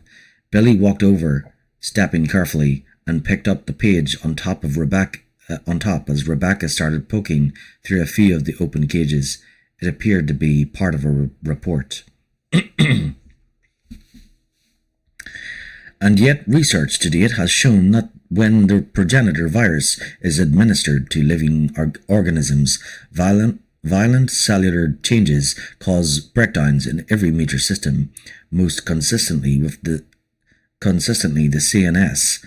Furthermore, no satisfactory method has been found to control the organisms for use as weapons. Clearly, greater coordination at the cellular level is essential to enable further growth. Experiments on insecta, amphibia, mammalia, that's primate, have all fallen short of projected results. It appears that no further progress can be made without using humans as the base organism. Our recommendation at this time is that the experimental animals be kept alive for further study and as possible prey for field testing of newer suggested hybrid BOWs, such as the upcoming Tyrant series. Jesus, Billy rifled through the pages, looking for the rest of the report, but there were only a handful of coffee-stained feeding schedules. Tyrant series, all the creatures we've seen, and they were working on something that could conceivably kick said creatures' asses. Ha! Billy looked up, saw Rebecca holding something small up in the air, a triumphant grin on her face. Dal, anyone? He dropped the report back on the table. You're kidding me. Nope, it was in one of the cages. She tossed the item to him. Billy caught it, felt his own grin surfacing. It was exactly what he had been hoping for, a rounded knob made to fit on the front of the combination lock downstairs. 4863, Billy asked, and Rebecca nodded. 4863, she repeated, and held up her hand, showing him her crossed fingers. Billy crossed his own. It was dumb, a child's superstition. But he was long past the point of caring whether or not he appeared rational. Anything that could help, he'd give it a shot.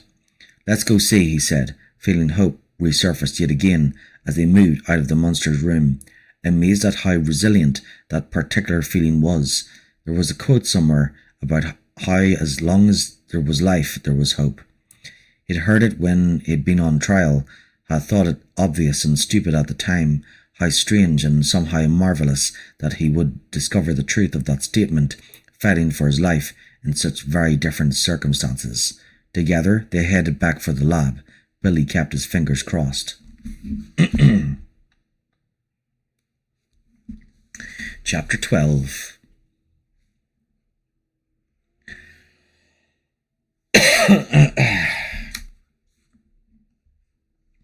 He watched the young twosome crawl down from the hole, make their way to the combination door. Finally, they found a way to get it open.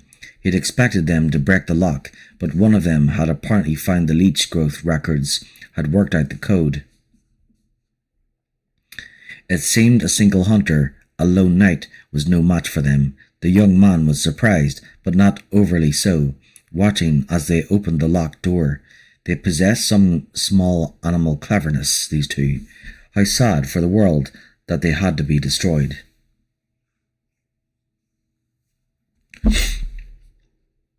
The young man smiled. Humanity would surely recover from the loss in ample time to effect Umbrella's crucifixion. Besides, the children were already in place. Billy pushed the door to the cable car hangar open, the two of them smiling, congratulating one another as they discovered their means of escaping the lab. The cable car was operational.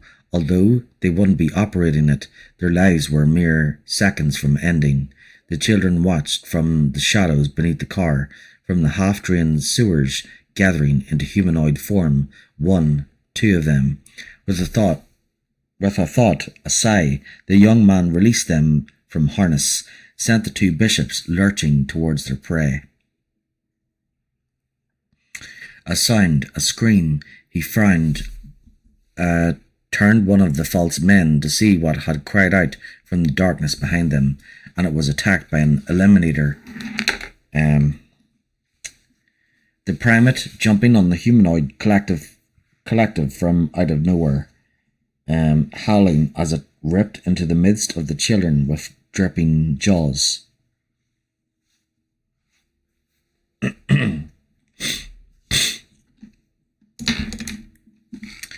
From the platform, Rebecca and Billy were alerted by the sound of the fight, were ready with their weapons. Furious, torn, the young man hesitated, wanting to finish them, to kill, but concerned for the children.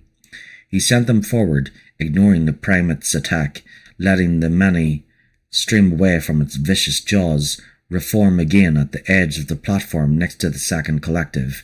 The two false men clambered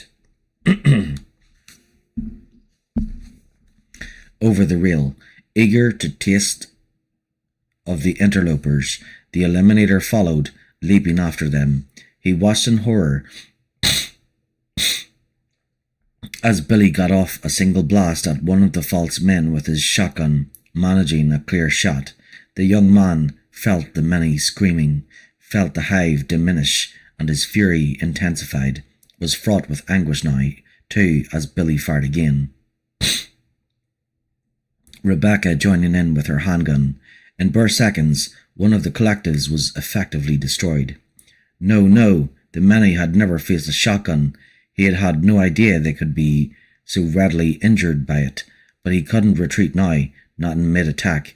His racing thoughts told the survivors to rally, to join with the second false man as the eliminator leaped for Billy, snatched at him with thick claws.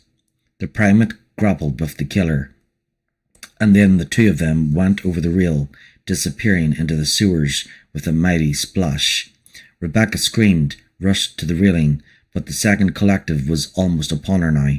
The young man felt a hot satisfaction watching as the false man extended one magnificent arm, slapped at Rebecca's stupid, screaming face hard enough to knock her down. She rolled away as he paused, deciding how best to finish her. The loss to the hive was tremendous, unprecedented. He wanted to be sure she paid for it in full. Except she was rolling to her feet now, holding Billy's dropped shotgun, her face contorted with rage. She fired at the collective, blew one of its arms away, the children shrieking in pain as she fired again and again. The young man could barely see her now, the gazes upon her too few, many of the watchers dying even as he struggled to maintain contact. His last vision of her was a watery outline, a shadow growing darker, finally disappearing altogether. Around him, the many wept, their salt tears blending into their joined tracks, the sorrowful smell of ocean rising up from their despairing mass. The young man closed his eyes, wept with them, but not for long. His anger was too great. She had to die, as her murdering boyfriend had surely died. He didn't dare risk more of the children, the tyrant, his king. He managed to smile. His anger was great. His wrath would be greater still. There was a magnum on the cable car, locked in the cold, rubbery fingers of a dead man.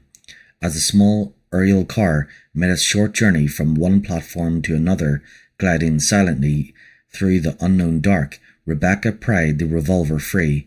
It was unloaded. She remembered that Billy was carrying a couple of speed loaders with .50 caliber magnum shells, but he was ... Is he alive? Wait. ... He is alive, and I'm going to find him, she told herself firmly, stepping from the cable car once it swung to a stop, ignoring the terrified voice in the back of her mind, the part that kept insisting he was surely dead. Billy was gone, lost to the fast-moving sewer beneath the cable car platforms, which had swept him and that monster in this direction, but he was alive, and she was going to find him. The thought cycled, repeated itself. She owed him that hope, that belief, several times over. The second cable car platform was much like the first, small and cold and dark, but there was a set of stairs leading up and out of the hangar. Rebecca took a minute to resituate her weapons, to reload the 9mm. Billy had the remaining shotgun shell on him, but he had reloaded after that monster had attacked her outside the kennel room, after he saved her life again. And there were still 2 rounds left. She wouldn't leave it behind, nor did she think it wise to leave the magnum. She never knew when she might find another cache of ammo. The heavy revolver dragged on her belt, the shotgun hard on her injured shoulder, but she wanted to be ready for anything. He's dead, Rebecca. You have to save. No. Save yourself now.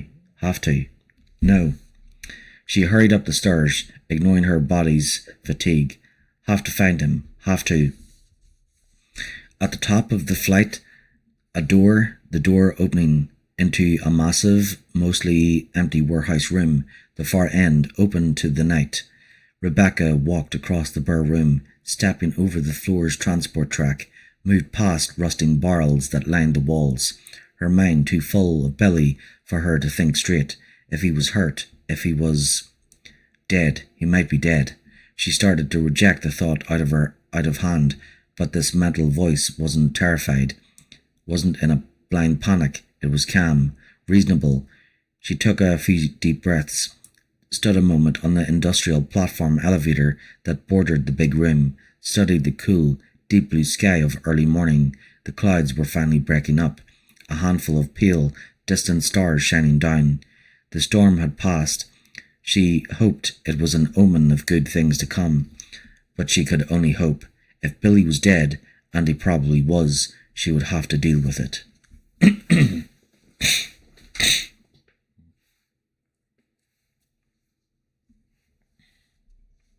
But I'm not doing anything until I know. There was a control console on the platform elevator's north side. Rebecca studied the controls a moment, finally deciding she should descend to the lowest level and listed. B4, try to find an entrance to the sewers there. She pressed the control button. The huge octagonal platform jerked, then started down. The walls of the massive well that surrounded the platform sliding up and past, the night sky dwindling overhead. The elevator finally settled into an expansive room, utilitarian, all grey walls and steel. To your right was a small office marked security, and a short hall that ended at another, more conventional elevator, like from an office building.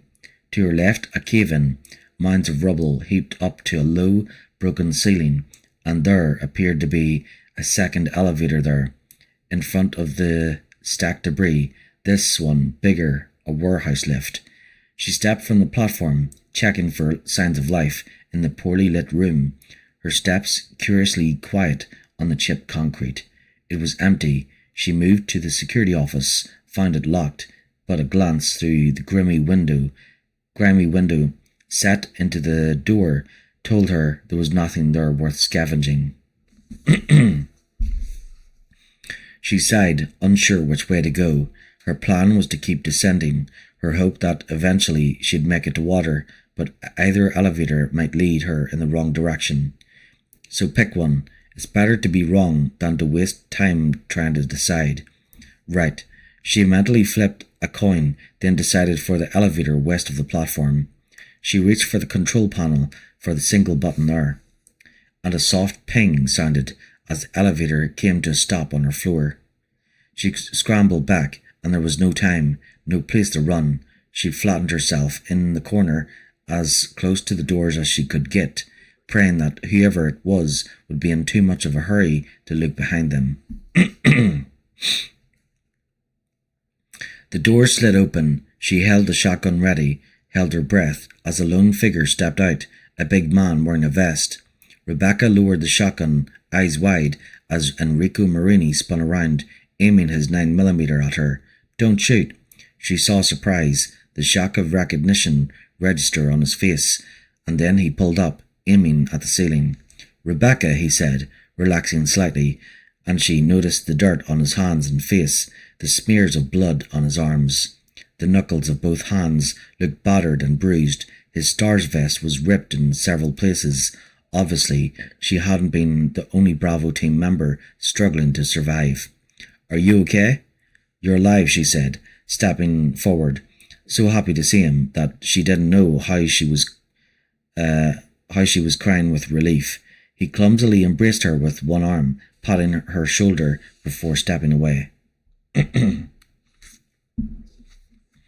The other, she asked. Enrico turned, looked toward the industrial lift. They came ahead. We were looking for Edward, and you. She lowered her eyes. Edward. He didn't make it. Enrico's gaze hardened slightly, but he only nodded. Did you see the rest of the team come through? No. They must have just missed you, he said. We found these documents. He shook his head as if denying a story that would take too long to tell. She understood completely. Due east of here is an old mansion, he continued. We believe that Umbrella uses it for research. Come on, we can catch up to them if we hurry. He started to walk away, and she felt her heart knot, a hot, hard fist in her chest. Wait, she blurted, before she could think twice. I've got to find Billy. Enrico turned, stirred. Billy Cohen, you found him? Yes, but we got separated and... She trailed off, not sure how to explain. No point worrying about him, Enrico said. He won't make it anyway. Let's go. Sir, She swallowed, forced herself to meet his gaze. It's a long story, but I need to find him. Don't worry, I'll catch up with you. Rebecca, he started, then seemed to read something in her voice, in her face, perhaps the same story she'd read in his. Too much had happened, and any explanation would probably take longer than either of them could afford. "Be careful," he said, and she drew herself up, gave him a firm nod, the acknowledgement of one professional to another. He turned and started away. She watched him go, watched as he reached the pile of rubble on the other side of the vast room, turned to the elevator there, disappeared from her sight. "I finally find my team and tell them to go ahead without me," she thought, too weary to be astounded by her decision. They were alive at least.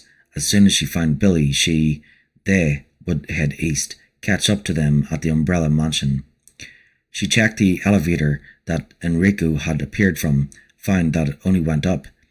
That made her decision easier anyway. She walked across the room to the other one. She pushed the recall button, heard the creak and jerk of movement, the mechanism humming from somewhere inside the shaft. It was slow, crawling back from wherever Enrico had taken it. Rebecca leaned against the door, wishing it would hurry. She was too tired to stop moving, afraid that she might not get started again.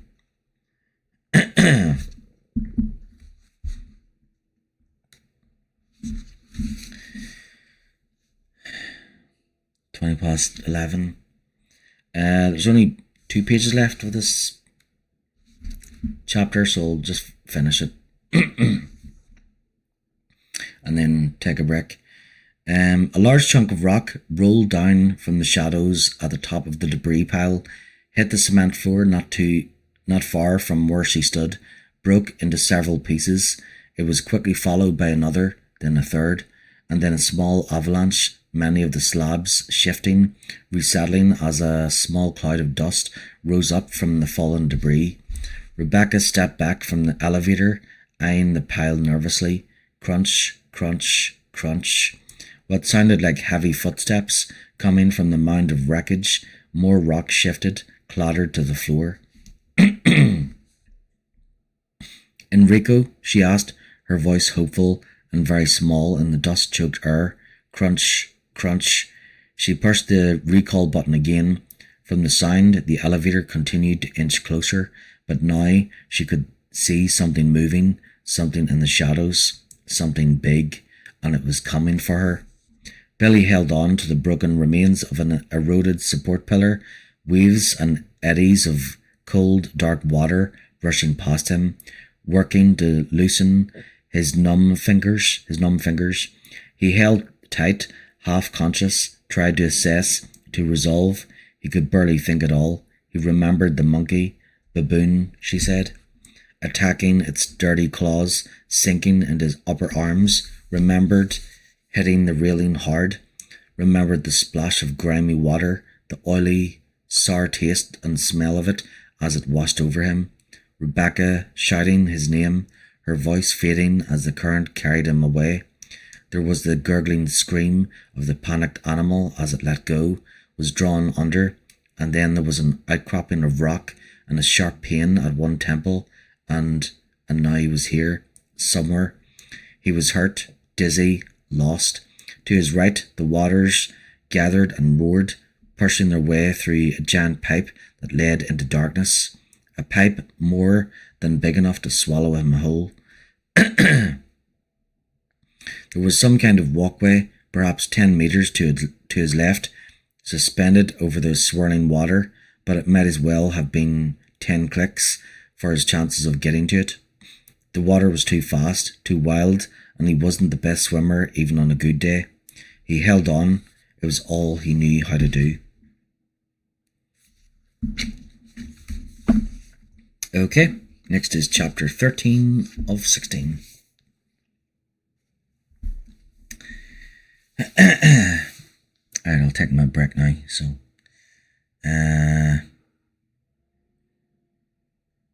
I'll continue reading at 20 to. I'll take a 15-minute break. So, what do you think so far?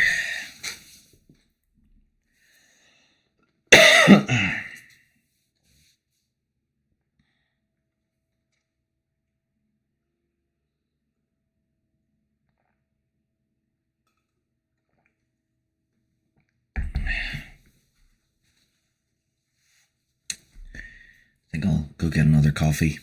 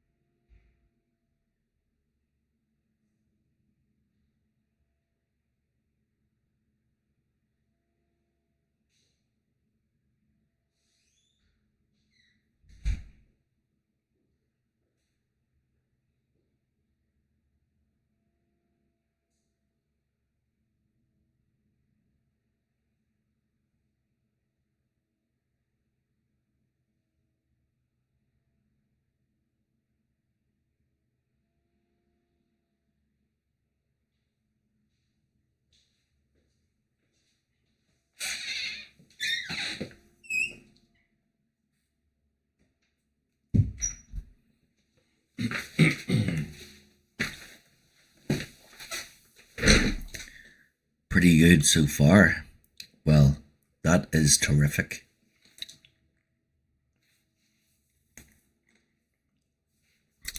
Yeah, I was gonna go get a coffee, but I was like, you know what? I think I've had enough coffee for today. This will do instead.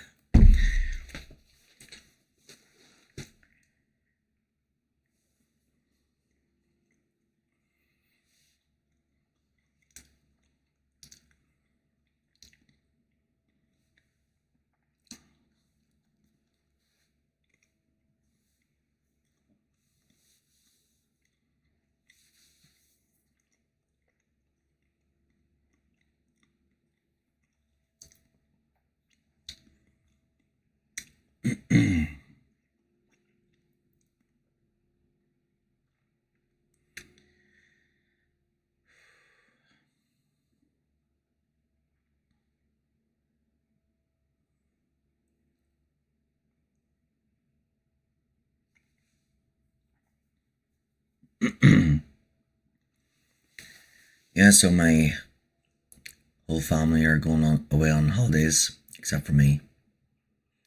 Oh well.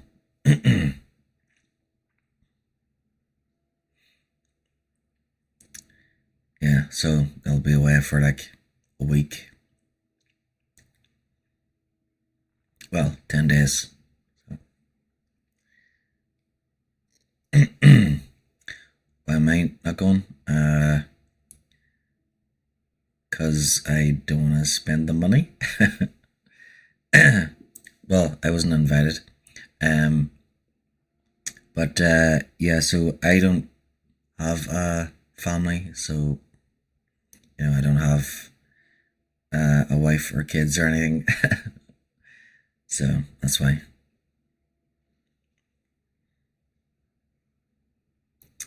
Yeah.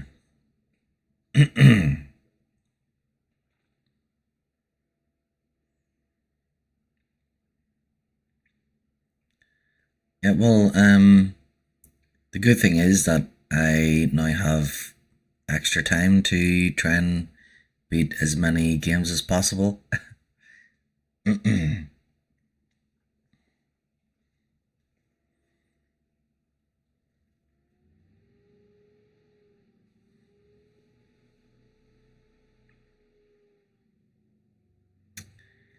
Yeah.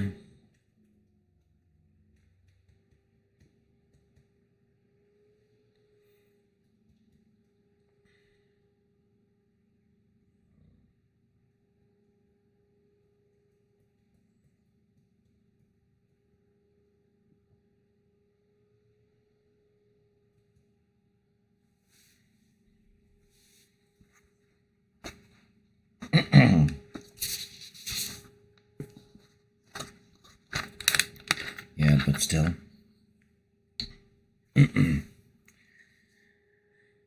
um.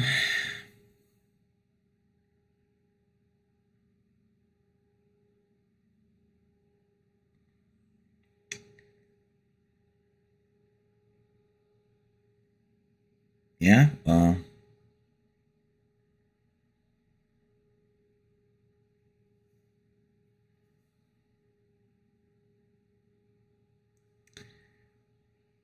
I don't know.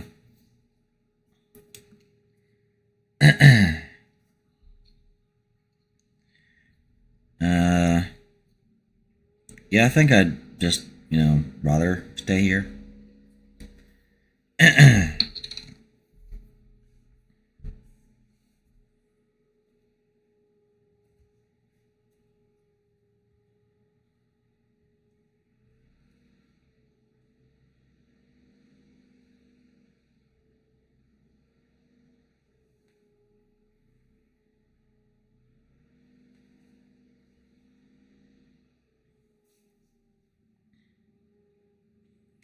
I don't have a husband or kids, but I still have a family.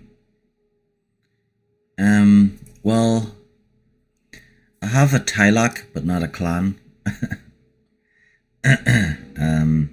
So, Tylak and clan are Irish words, both mean family, but Um,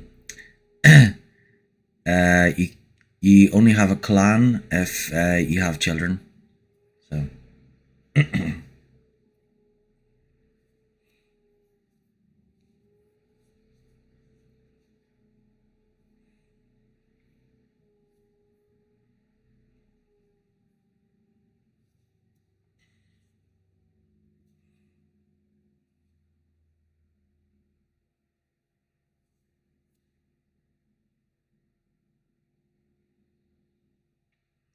I have a cat. Does that count? Yeah.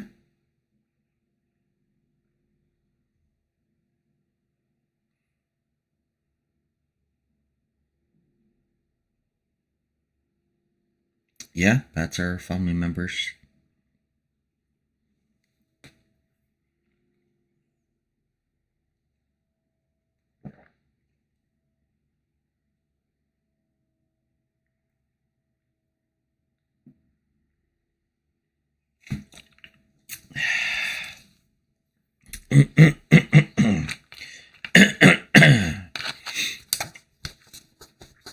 um, he's a dick, but I still love him. Oh. So my niece was here. Well, my nephews and nieces, they come in like almost every weekday. And I have like a cinema type TV. And I've got like a 3D player as well. So I've got like a whole bunch of movies where, you know, there's like 3D effects and everything. So it's like being at the cinema.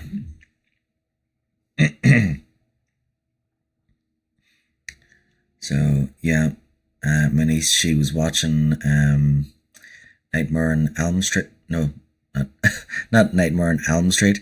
Because yeah, that would be yeah, definitely don't want my like 5-year-old niece watching Nightmare on Elm Street.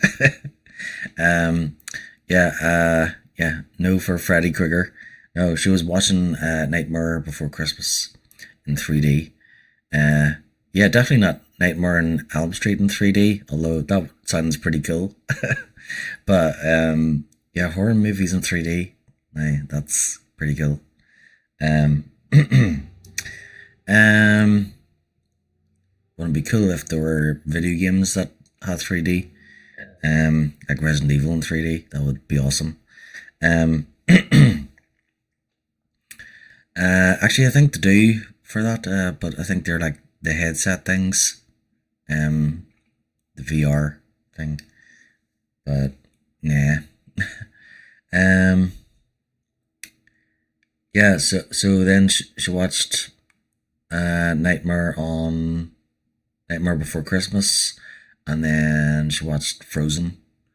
So she was like, I think she's like over halfway through with that one, and then she had to go. So it's currently in the 3D player. But I've got like um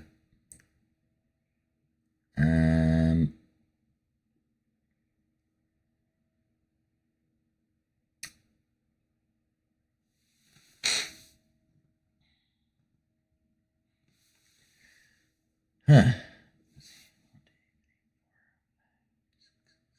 Yeah, 9, 13, 14, 15, 16.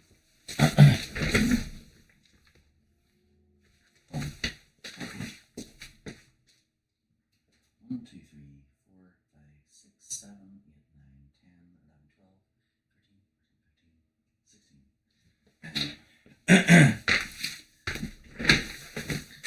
So 16 times 4 is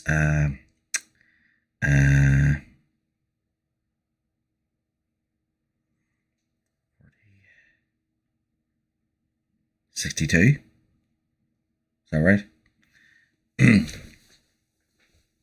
16 times 4 is 62. Is that right? So yeah, I've got about 62 movies there, so plenty to choose from. Oh yeah, and then there's the There's a few extra not in that row in that section, so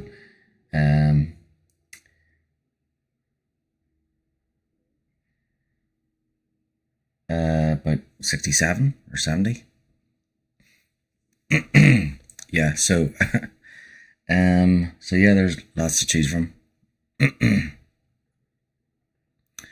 And yeah, I've got like popcorn and everything, and then there's PS5, Xbox, Nintendo Switch. I've got arts and crafts bag and everything. So there's like coloring pencils and coloring in pages and yeah, everything they could ever want.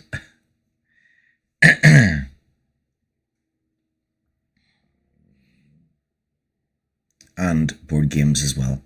Very important to have board games because, you know, if the world ever goes, if all the electricity goes and people don't have electric anymore, then, well, at least there's board games and card games and dominoes. Yes, dominoes. What started me with dominoes was this game.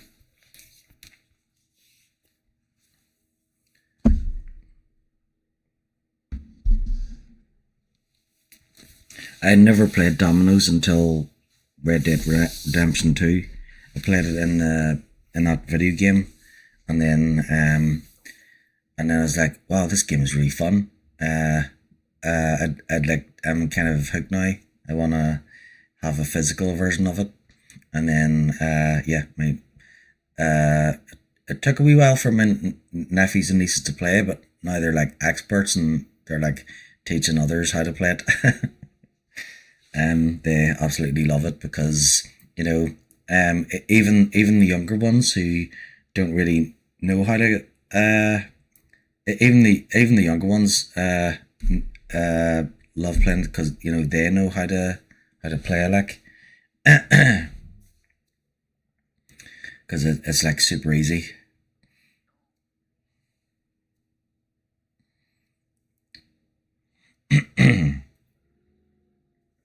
Oh yeah, so my niece, she had like a whole bunch of like sticky note things, and she drew this for me. So she drew me a heart. So she told me not to throw this out, and I have to keep it here. So when she comes back from her holidays, she's expecting this to still be here.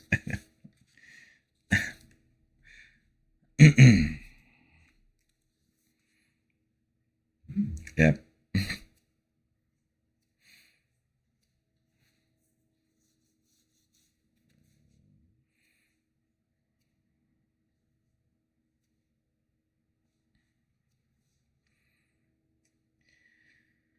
Yeah. Okay. Almost 23:40. Then we'll get back into this. There's only like 3 chapters left. Well, 4.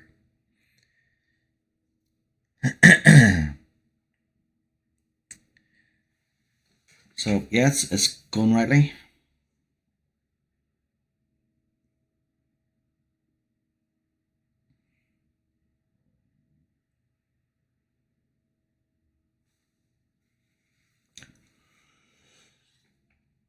Oh dear.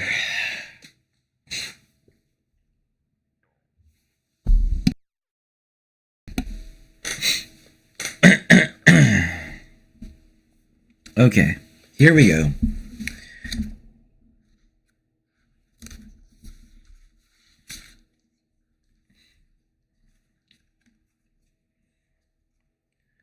And I have bookmarkers, but I like this one. It's not really a bookmarker. I just like to use this. Will your voice hold out? It has all day. my voice was actually worse this morning. So it's kind of improved. Okay, 13. Chapter 13. The creature that pulled itself up and out of the rubble was like nothing Rebecca had ever seen before. It stood up near the top of the debris pile, raised its arms as though stretching, allowing her a clear look at it, making her mouth go dry. Her palms sweat. She had a sudden, desperate urge to go to the bathroom. It was humanoid, human almost, in that it had the facial features of a man, except no man glowed so pale, its hairless skin, its body, a luminous near white. No man had claws that extended almost the length of his arms, the talons curved and shining like steel knives, longer on the right hand than on the left. The thick ropes of its veins were visible through its skin, masses of red and white tissue humped over its huge shoulders across its massive chest. Clusters of blood-red sores were liberally scattered over its 3-meter tall body, and much of its lower face had been ripped away, revealing a bleeding, flesh-and-bone grin, which it turned to Rebecca now, snicking its talons as though greatly anticipating their meeting. The creature looked down at her, its impossible grin seeming to widen slightly. She could hear it breathing, a harsh, rasping sound, could actually see the pump of its strange, pulsing heart, only partly shielded by its rib cage.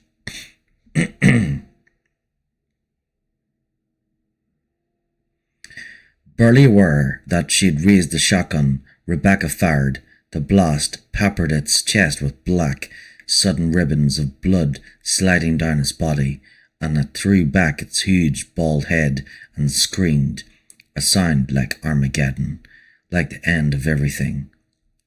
There was more rage, more fury than pain, and Rebecca suddenly understood that she was going to survive very much longer. She wasn't going to survive very much longer. With a single graceful leap, the monster sprang from the pile of shattered rock, hit the floor not 4 meters away in a crouch. Rebecca could feel the ground tremble. Its steel talons raked against the concrete as it drew itself up, its grey, malignant gaze fixing on her. She backed away, pumping the shotgun, her entire body shaking as she tried to aim, tried to target its horrible grin. It stepped closer, came between her and the elevator, just as she heard the elevator car slide to a stop, heard the door unlatch. The creature took another step. At least it's slow. If I can lure it away, then run back. Another step, and she could hear and see a crack appear in the pavement beneath its thick, black toenails. She moved back, tried to lengthen the distance between them. And suddenly it was running, fast, a blur as it dropped one arm, sweeping it up, the blades of its hands close enough for her to see a reflection of her own movement as she dove out of the way. She did her shoulder roll, clutching the shotgun to her chest, coming to her feet even as the creature finished its strange sweeping run. Sparks flew up from the wall next to the elevator, a control panel ripped apart, and behind her lights flashed, an alarm sounded, and a massive metal door between her and the platform elevator she'd come down on began to close, sliding down. It would cut the room in half and trap her with the freakish monster. She ran, determined to be on the other side of that door. It was heavy and dropping fast, a thick slab of metal, surely impenetrable to the creature. She'd cleared it easily, turned to watch, running backward. The man-made monstrosity started after her, ducking beneath the lowering panel. She felt her heart hammering, a sheen of sweat breaking across her body. If she ended up on the same side as that thing, it was all over. She waited, the creature moving toward her slowly, surely, and as the bottom of the door reached the level of her head, she ran back to the other side, having to duck herself, praying that the thing would end up trapped. It started to follow again, crouching, raising its claws over its head as it moved under the door. She felt a flash of hope that the door would crush it, and then she heard a metal screech as its giant talons dug grooves into the lowering panel. She watched in horror and amazement as it actually slowed the door's descent just enough for it to get underneath. Then it was through, and the door settled to the floor with a resounding clang. Her every instinct was telling her to run, to get away, but there was nowhere to go. With that door coming down, the room was barely bigger than her studio apartment. She had to get inside that elevator. It was her only chance. She broke for it, grabbed the handle to the door, started to slide it open, and heard the monster coming. Heard the pound of its heavy feet, the crack of cement as it thundered toward her. Shit! She didn't even turn, instinctively knowing that there wasn't time. She dropped instead, fell to her knees, and scrambled to one side, just as those claws came crashing down, hacking into the elevator door, piercing the wall where she had been standing only a second before. She stumbled backward as the monster turned, fixed its gaze on her again, took a step. It was as focused, as relentless as some kind of machine. It drew one overlong arm back, like it was going to toss a ball, perhaps, and took a second rumbling step. Think. She couldn't outfight it, probably couldn't kill it with what she had left. Her only hope was to trick it somehow. The plan was still forming, even as she put it into action. The creature was too big. It couldn't easily stop once it started to run. If she got it moving, ducked out at the last second, she might have time to get the elevator door open. She stopped moving, as far from the elevator as she could get in the small space. Another step, the talons snicked. It took all of her will not to break and run. She kept the shotgun pointed at the creature, readied herself to dive for the elevator as soon as she picked up speed. The monster's grin widened as its knees bent slightly, as it readied to spring, and then it was moving. Only a few running steps, and it would be on her.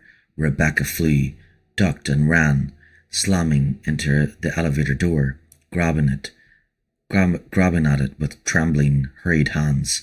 She jerked the door open, blundered inside, turned to close the door, and the thing was already fixed on her again, already moving fast, much too fast. The door wouldn't hold. She knew it. She brought the shotgun up. No time to aim. Fired. The blast caught its right shoulder. It staggered back, screaming, blood flying from its shredded wound, and then Rebecca saw nothing more. She slammed the door closed, hit the lowest button on the board, squeezed her eyes shut, and started to pray. Seconds passed. The elevator continued down, and finally came to a stop. She stopped praying long enough to hear the rushing water outside. Must be the sewer, but she was too freaked to care much for the moment, her body still trembling wildly.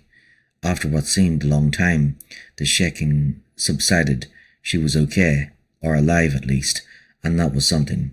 With a final prayer that she might never see that thing again, Rebecca pushed the door open and stepped out.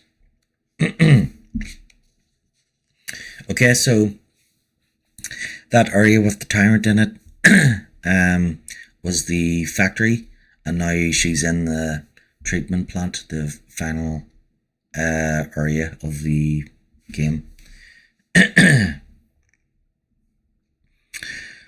William Birkin was finally leaving when he heard the inhuman scream echo through the otherwise silent facility, a scream of pure rage. He stopped at the entrance to the small underground tunnel that led to the outside, looking back toward the executive control room. He'd spent the last 2 hours in the tiny hidden area, first struggling to make the decision, then struggling to make the computer obey his his override commands. The destruct sequence was set for just over an hour. As Wesker had suggested, the obliteration of the facility and its surrounding complex would coincide with the beginning of a new day. That scream, he'd never heard anything like it, but knew immediately what it was. Having seen the project in its final stages, nothing else could make such a sound. The Tyrant prototype was loose. The shadows that bordered the narrowed tunnel suddenly seemed too deep, too lonely, too capable of secrecy. Birkin turned and hurried away, sure now that he'd made the right decision. It was all going to burn. Billy heard something. He lifted his heavy head, managed to turn it slightly. There, to his left, a door opened onto the walkway, and out stepped a human figure. "Hey," he called, but he couldn't manage any volume. The sound of his voice lost to the rushing water. He closed his eyes. "Billy." He looked again, felt warmth welling up deep inside. Rebecca. It was Rebecca leaning over the railing, calling his name, and the sight and sound of her brought him around some, pushed the bone-weary exhaustion away just a little. "Rebecca," he said, raising his voice, not sure if she could hear. He tried to think of something to tell her, some action she should take, but could only say her name again. The situation was self-explanatory, and he was in a bad way. If she wanted to help him, she'd have to come up with something on her own. "Billy, look out!" Rebecca was gesturing wildly with one hand, fumbling for her handgun with the other. The terror in her voice woke him up. He clutched the support pillar tighter, tried to pull himself up, to see what she was pointing at, and caught just a glimpse of something moving fast, something long and dark, slipping through the water like a giant serpent, rushing at him. He tried to move, to edge around the pillar, but the water was too fast. He couldn't let go. He'd be lost in less than a second. Rebecca fired once, twice, and the unseen creature slammed into the support pillar hard enough to shake him free. He yelled, paddling furiously to stay above the frothing water, to resist the pull of the emptying pipe, but it was no good. In seconds, he was swept into the dark, pushed and pummeled, the sound of water filling his ears as it carried him away. Chapter 14.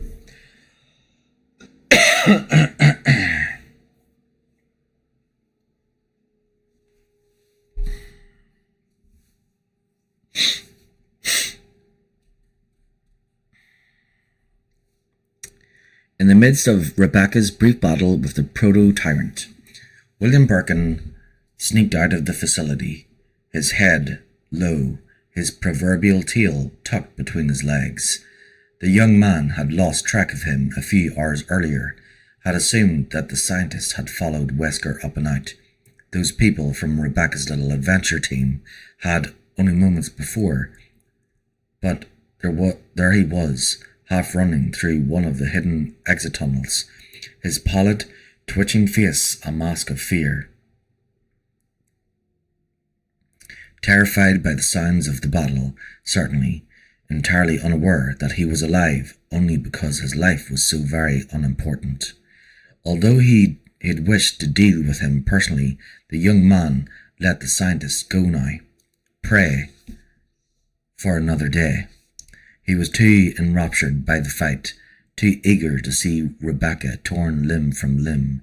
Instead, he saw her duck her fate yet again, a combination of deafness and stupid luck that was quite a marvel to behold. He watched as she left the tyrant behind and came across Billy only a moment later, somehow still alive, clinging like a barnacle to a rock as a sea of sewer water churned around him. A single blow by one of the water creatures sent him spiraling away to one of the plant's many filter rooms, left Rebecca screaming after him, surely half mad with frustration, with loss and crushed hope. The young man smiled, a cold and nasty smile.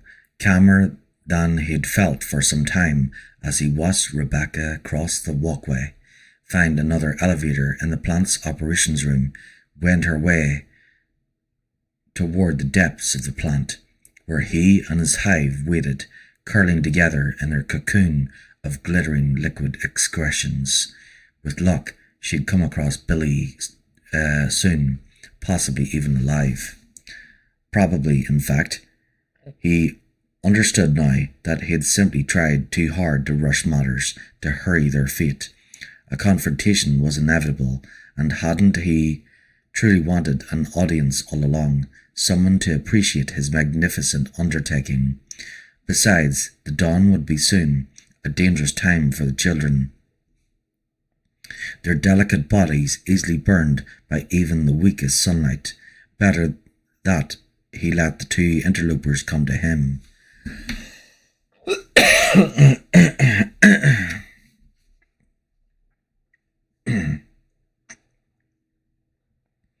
They would know his glory before he crushed them himself. He watched and waited, excited for the final chapter of his triumph to begin.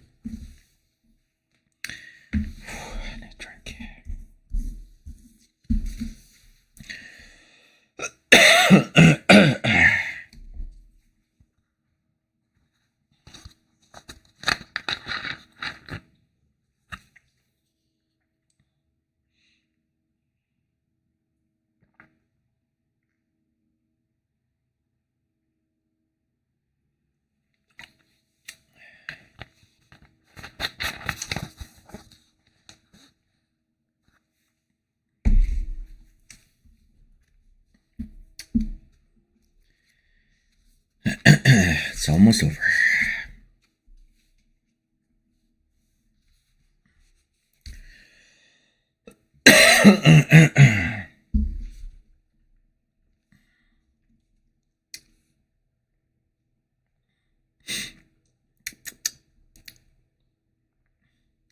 Rebecca wasn't sure where she was.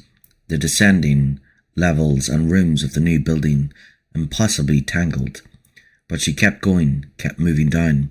The hallways were clear, but two of the rooms she moved through, yet another small control room of unknown purpose and a wrecked employee lounge, were infested with zombies.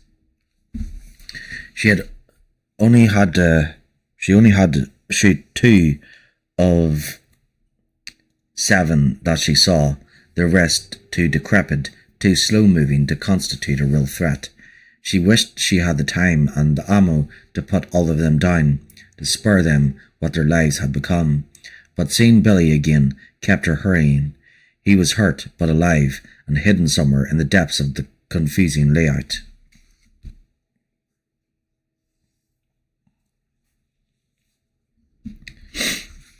The new facility was a water treatment plant. She could tell that from the pervasive odour, if not from the signs and control boards that seemed to litter every other room.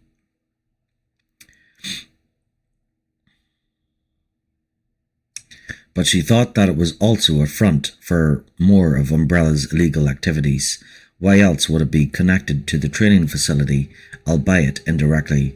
She went through a small courtyard area on the 7th basement level, at least. She thought it was the 7th, that had been under construction before the virus had hit, and she doubted very much that the rock-carved bunker, replete with forklift, had much to do with water treatment. Yeah, but what the hell do I know? She thought randomly, pushing herself to move faster. Through another odour, a room with a sunken pit full of crates to one side. Until tonight, she hadn't believed in zombies or bioweapon conspiracies. Truth be told, she hadn't really believed that such a deliberate evil could exist. What she'd seen, what she'd experienced since stepping onto that train all those hours ago. Everything was different now. She didn't know that she'd ever again be able to turn such a naive eye to the world around her, that she'd ever be able to look at a person or place without wondering what hidden face lay behind what she saw. She wasn't sure if she should be angry or grateful for the loss of innocence. If she stayed with the stars, it would undoubtedly serve her well. At the back of the room, with the crates, a metal staircase, Rebecca stopped at the top, caught her breath as she looked down, grimacing with distaste, unsure of how to proceed. There were leeches on the stairs, at least a few dozen scattered across the steps, hanging from threads of slime or tracking glistening paths across the grey metal. She didn't want to get near them, afraid that they might attack if she got too close, or hurt one of them.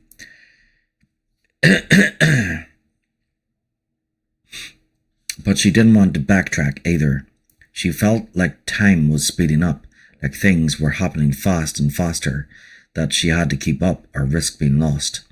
Or risk running into that thing again, that clawed killing machine. Its angry scream still echoed in her mind. She had wounded it, but the chances that it had crawled away in some dark corner to die were slim to none. Things like that were never so accommodating. Gritting her teeth, she carefully stepped over and around the leeches, pausing after each step, swallowing bile as one slid over the toe of her boot before continuing on its way. It was a short flight, at least. She got down without stepping on any of the horrid little things, reaching the door at the bottom without further incident. When she opened the door, a cool mist spread across her sweating skin, the roar of emptying pipes like music. It was a big room, dominated by huge, jutting conduits to one side, water from them splashing down and over a series of mesh filters.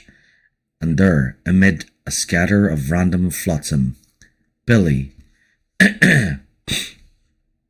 Rebecca ran to Billy's prone form, a bitter waterfall splashing down beside them as she crouched, reached for his throat.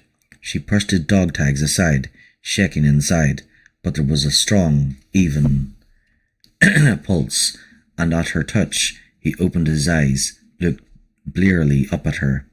Rebecca,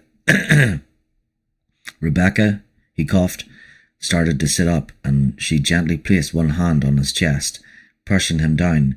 He had a purply knot on his left temple, a big one. Just rest a minute, she said, having to force the words around the hardness in her throat.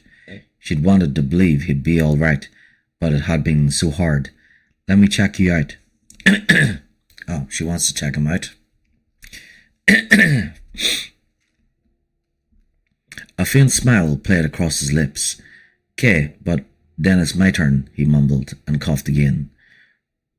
Oh, and now he wants to check her out.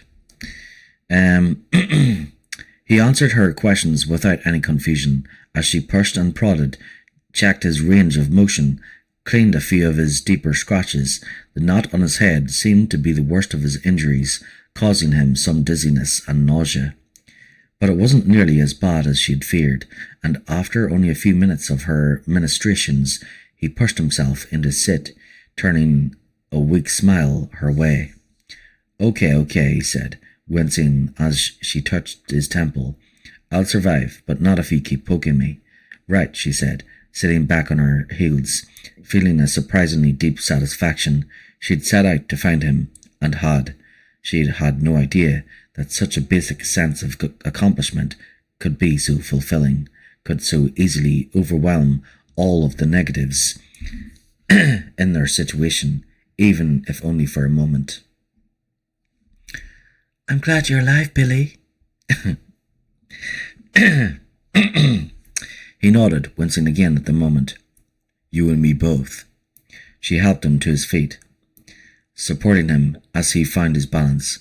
When he was steady enough, he stepped away, and she saw a look of disgust cross his face, his mouth curving down as he moved past her toward one corner of the room where a slick of dark water poured over another mesh filter. The corner of the room was heaped with bones, human bones, worn smooth by years of falling water, thick with a greenish bacterial slime. Rebecca counted at least 11 skulls among the tumble of femurs and cracked ribs, most of them crushed or broken. Some of Marcus's old experiments, Billy's tone was low. It wasn't really a question, and Rebecca didn't answer it, only nodding. It's umbrella, she added, after a moment. They encouraged it. They were all in it together. Now Billy didn't answer, only stared at the bones, some unknown emotion in his dark gaze. After a second, he shook it off, turned away from the sad remnants of human life. "What say we blow this popsicle stand?" he asked, and though his words were light, neither of them smiled. "Yeah," she said, reaching out to grab his hand for a moment. Just a moment, squeezing his fingers tightly in her own. He squeezed back. "Yeah, that sounds good." Billy felt like shit, but he soldiered on as Rebecca led them vaguely eastward, wanting more than anything to get free of Marcus's damned playground before he allowed himself to collapse.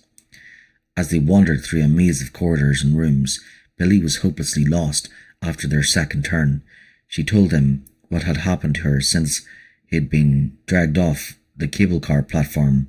She had a run-in with her team leader and a fight with some super creature Frankenstein that she very nearly didn't survive. She had also found a .50 Magnum revolver to match the ammo he had been lugging around, some serious firepower, and had managed to hang on to the shotgun. In all, he thought she'd done better than he probably would have in the same circumstances. They found an empty bunk room and loaded up, Billy taking the Magnum, Rebecca keeping the shotgun. There was a sealed gallon jug of water under one of the bunks, and they took turns gulping it down, both of them desperate for hydration. It turned out that swimming in sewer water didn't do much for one's thirst. Refreshed by the water holding decent and fully loaded weapons,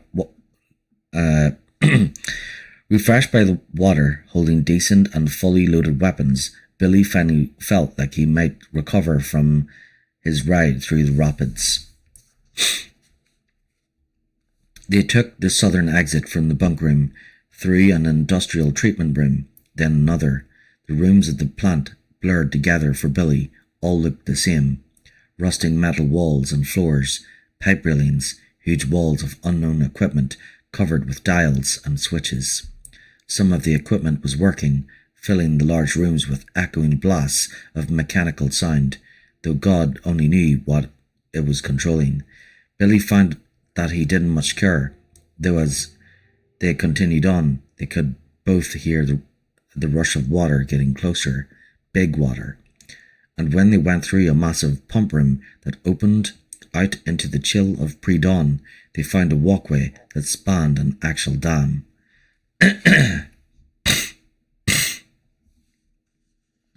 They stood for a moment, looking out over the dark length of reservoir that ran alongside the building they emerged from, the crashing curtain of water that punctuated at the far end.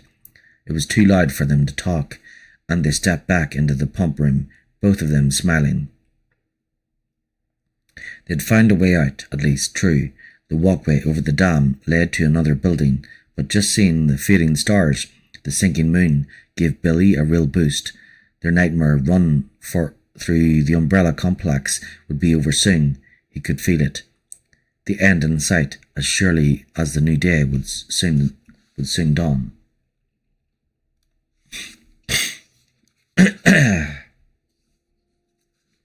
"My team probably went this way, cleared us a path," Rebecca said, looking hopeful. She had to speak up to be heard over the cascade of water just outside, the surging pumps that took up half of the room. Her voice rang slightly against the metal walk that surrounded a pool of water in the room's centre. "He said they were going east. We're practically out of here already." "I thought he said Enrico took that elevator up," Billy said. "Oh, right," she said, her expression sagging. She blinked, and he realized how very tired she had to be. "Sorry, forgot."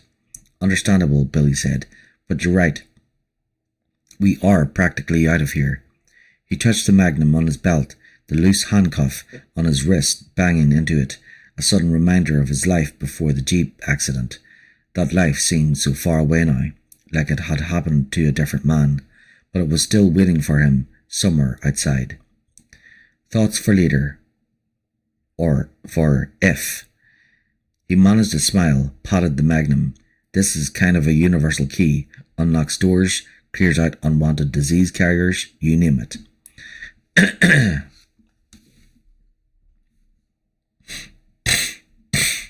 Rebecca smiled back, started to say something, and stopped, staring into his eyes, both of them frozen at the sound of water splashing across the metal walk. As one, they turned to look, to see a giant rising up from the pool a few meters away. A thing that Billy knew instantly was the monster she'd told them about. From the elevator, it was huge, white, covered with blood and sores. It reached out to pull itself from the pool with insanely long, knife-like claws, the tips screeching against the walk. Billy grabbed the magnum, backing away, trying to push Rebecca behind him. She easily evaded his grasp, standing her ground with the shotgun, and Billy's heroic ideals dropped away when the creature saw them and let out a terrible scream, a deep, mind-ripping sound of hatred, of lust, not just to kill, but to rend and mutilate. Facing it alone wasn't macho, it was suicidally stupid. When it gets moving, it doesn't maneuver well, Rebecca said quickly, half under her breath. He had to strain to hear her over the rhythmic beat of the powerful pump engines. If we can get it away from the door, get it running, we can get past it when it tries to turn.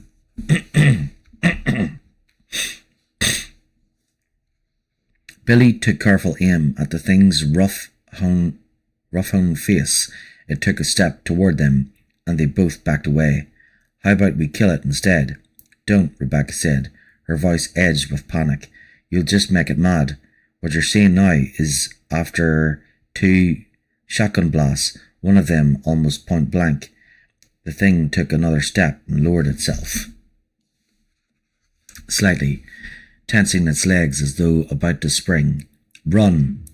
Billy didn't need to hear it twice. They both turned and ran, pivoted left where the walk did. Behind them, 2, 3 massive ringing steps sounded against the protesting metal, and then the monster's claws ripped down and across the wall at the corner. A tremendous shriek of sound as the thick steel curled up like wood shavings. Billy turned, raised the magnum as the stopped monster slowly turned to face them.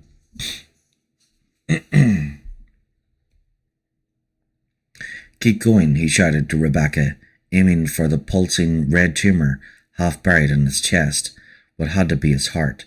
The monster took a single step, its opaque grey eyes fixing on Billy, its claws raising. Billy fired, the weapon jumping in his hand, roaring, deafening. A hole erupted in the thing's breastbone, not a direct hit to the heart, but close. Blood poured from the hole, ran down its thick white gut. It howled, the sound even louder than the blast from the hand cannon, and infinitely more deadly, but it didn't go down. Jesus, that should have stopped an elephant. Come on, Rebecca shouted, pulling at his arm. He shook her off, took aim again. If it bled, it could die, and short of a grenade launcher, the .50 Magnum was maybe the best weapon for the job. The monster took a staggering step forward, then seemed to find its balance, its dead gaze focusing on Billy. Blood continued to pour from its wound, had drenched its sexless crotch now, the tops of its muscle-bound thighs. That grin, that horrible grin, it seemed to be laughing, as though it couldn't wait to share some private joke with him. Billy thought the punchline probably included ripping an arm off and beating him to death with it. He fixed on the heart, squeezed the trigger, and another tremendous bang, more blood flying, the monster screaming. Oh God, please let that be pain. But not falling, still not falling. It was hard to tell where he had hit it. There was blood everywhere, but the heart continued to pulse. Move! Billy was shoved aside, Rebecca stepping forward, raising the shotgun as the creature started to crouch, its legs tensing. She aimed low, too low.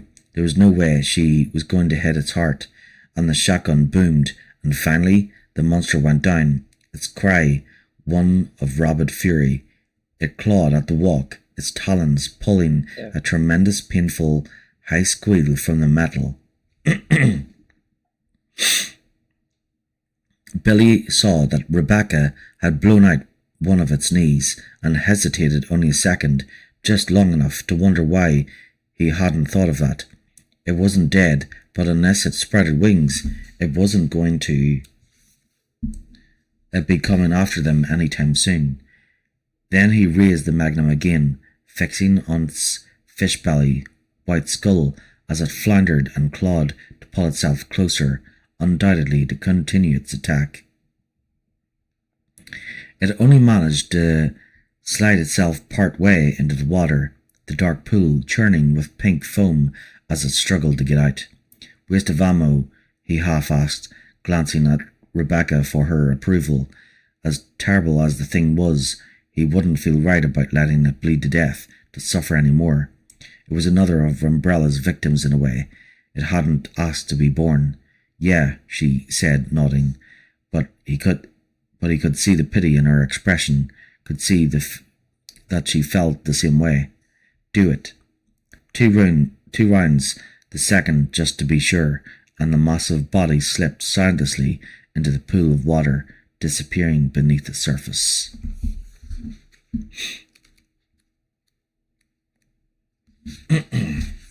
Chapter 15.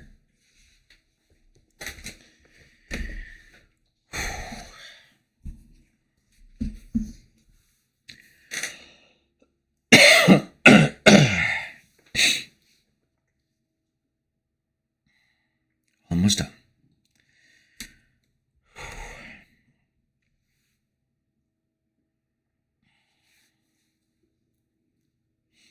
And then there's 6 more of these books. Yikes.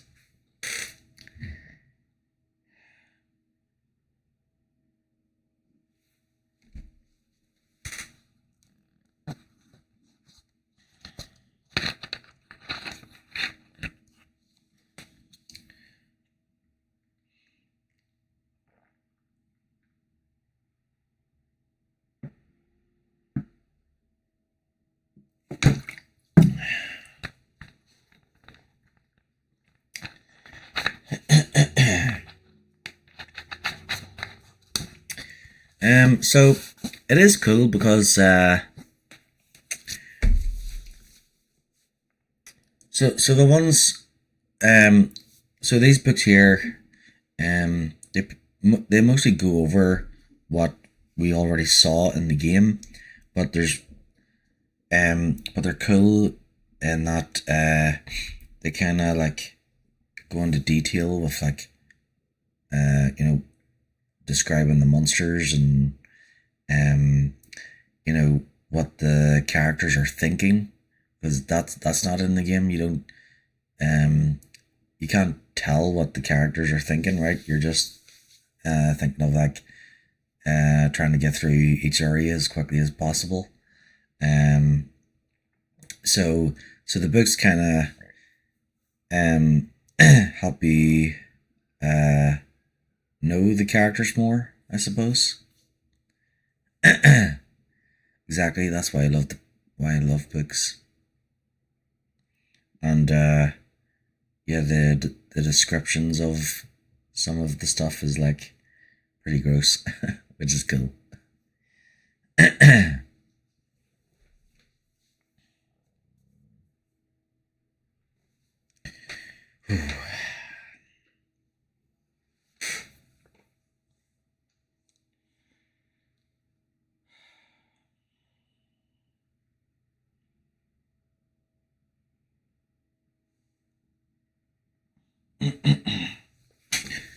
Yeah, I think I'll take another 10-minute break Only 2 chapters to go.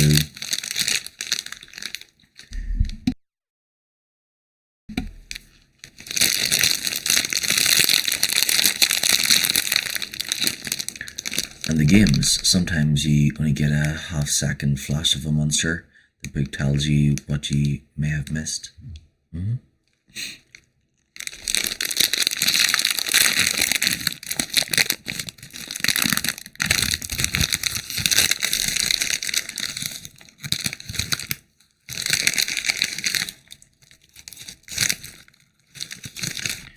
Yeesh.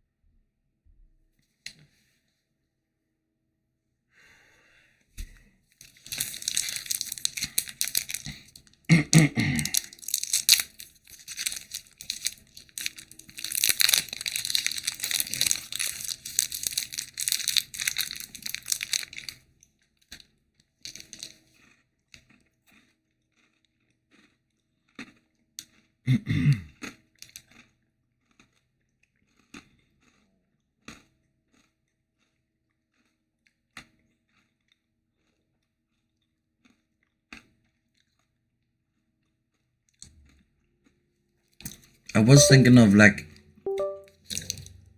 doing the second half, tomorrow instead, but I wanted to try and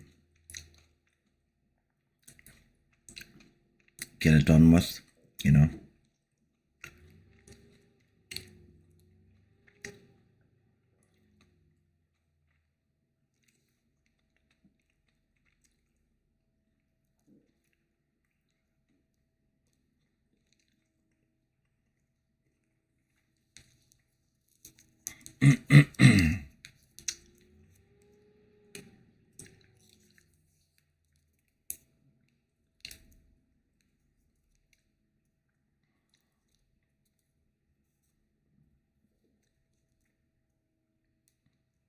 wanted to try and it would have probably been better for my voice if I did like half the book today and then half tomorrow, but yeah, I wanted to try and get the book finished in one day so that I could move on to the next game ASAP. But I know for next time that when I get round to the books again to maybe split them in half.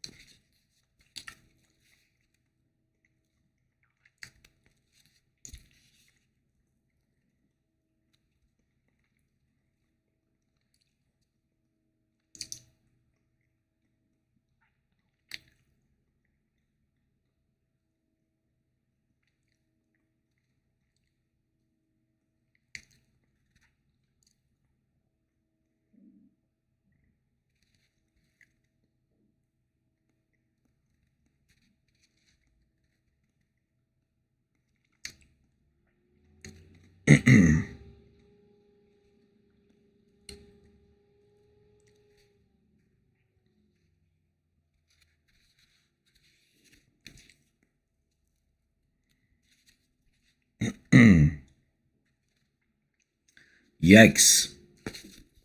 So the next book has 21 chapters.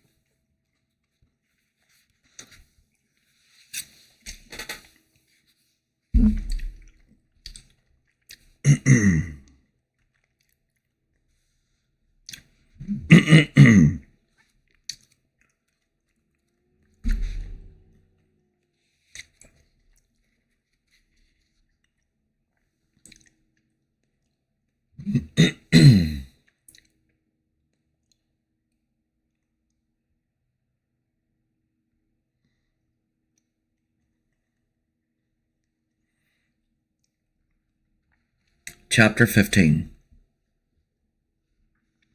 They walked over the dam in the rising light, the deep blue of the early hours giving way to a soft, faded grey that hid all but the brightest stars. Rebecca walked quietly alongside Billy, noticed that the clouds were clearing out. It would be another hot summer day, though at the moment she was doing her best not to shiver.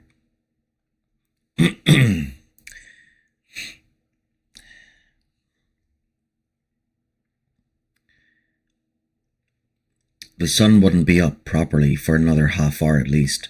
She was tired, more than she could ever remember being, but just knowing that the long, horrible night was finally at its end, that a new day was here, was enough to keep her from flagging. At the end of the dam walk was a short ladder leading to a door. They went up, Billy first. Oh, that's supposed to be they went up, Billy first, and stepped into a turbine room, more rusty metal railings around cement walks and heavy piped equipment lining the walls. There were two doors. The north door dead-ended in a storage room. The door to the west was standing open, led through a long fenced corridor to another door. Keep going, Billy asked, and Rebecca nodded. It was probably another dead end, but she wanted to keep from having to go back the way they'd come for as long as possible. They'd witnessed enough death and destruction already. She didn't want to have to go back for seconds. She paused as Billy started down the walk, noticing a silvered edge to the heavy door. It was reinforced with steel, and there was a keycard reader next to it. Someone had wedged a stick under the bottom of the door to keep it open. A wet stick, she thought, reaching down to touch the glistening wood. When she pulled her hand away, slender strings of goo clung to her fingertips, stretching away from the stick. For a half second, she had a confused idea that for some reason the leeches had propped the door open, then shook it off, reminding herself that there were leeches all over the facility. She wiped her hand on her vest and caught up to Billy, who was almost at the far end of the walk already, reloading the Magnum. The door was unlocked, and Billy pushed it open. Another cement and metal entryway, leading down another short hall. Billy stepped inside, sighing. Rebecca sang along with him. Would this place never end? The room smelled like a beach at low tide, though they couldn't see anything from the entry, the room opening up just out of sight.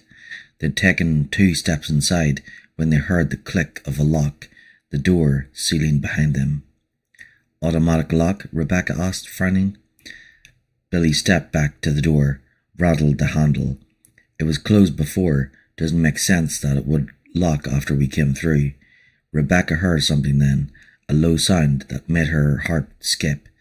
The sound quickly rose, became a deep, cackling laugh from the room beyond the entryway. Without a word, she and Billy walked away from the door, both of them holding their weapons tightly.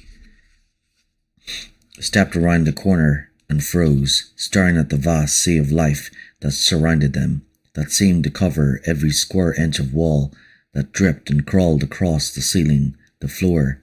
Leeches, thousands of them, hundreds of thousands. The room was a large one, high and wide, split by the small corridor that ran along the back wall. Incinerators lined a central construct that rose to the ceiling, openings in the metal, showing flickers of fire. There was a big metal door in the south wall, set back into a recessed doorway, which appeared to be the only other way out. If they wanted to run through all those leeches, which Rebecca most definitely did not, the cavernous space was bi-level, a catwalk encircling the central construct, an open fire at one side of the upper walk, casting a flickering glow over the black, bubbling sea that washed across the room's every nook and corner, and on the walk, a lone figure, a tall, broad-shouldered young man, laughing, his strong, strange voice carrying in the salt-scented rotten air. "Welcome," he said, and laughed again, a leech curled on each shoulder, others trailing down his extended arm. He was surrounded by the creatures. "So glad you could join us. You're the guests of honor. After all, this is your wake." Rebecca only stared, stunned into silence, but Billy took a step forward, raising his voice. "You're his son, aren't you, or his grandson?" Rebecca knew immediately who he was talking about and found herself nodding. "Of course." "That's right," the young man said, smiling widely, a fiendish smile. "In a way, I'm both." He made a shrugging motion with his arms and changed, the transformation rippling over his body like water, like a movie effect. His long, dark hair shortened, turned white. His youthful features melted into aged ones, lines and creases forming, his eyes changing colour, the pupils enlarging. In seconds he was no longer the young man, though his smile was just as cold, just as brutal. It was Billy's turn to be silent as Rebecca breathed out the name, unable to believe that it wasn't another trick, another false face. "Dr. Marcus?" The man on the catwalk nodded and began to speak. 10 years ago, Spencer had me assassinated," he said, the memories flashing through his hive mind, the children remembering for him. The images were blurred and dark, indistinct in shape and colour, but the feelings were as clear as they had been on the day he had lost his life. He had been expecting an attack for some time, but it had still come as a surprise. He had been working in his lab, the children playing in the pool at his feet, when the door burst open, and then there was gunfire, loud and final. He remembered the pain as he fell to his knees, clutching at the holes in his chest, his gut, and remembered seeing two familiar faces, the men walking into the room, his brilliant disciples, his best students, watching as he gasped his last breaths. Albert Wesker and William Birkin, both smiling.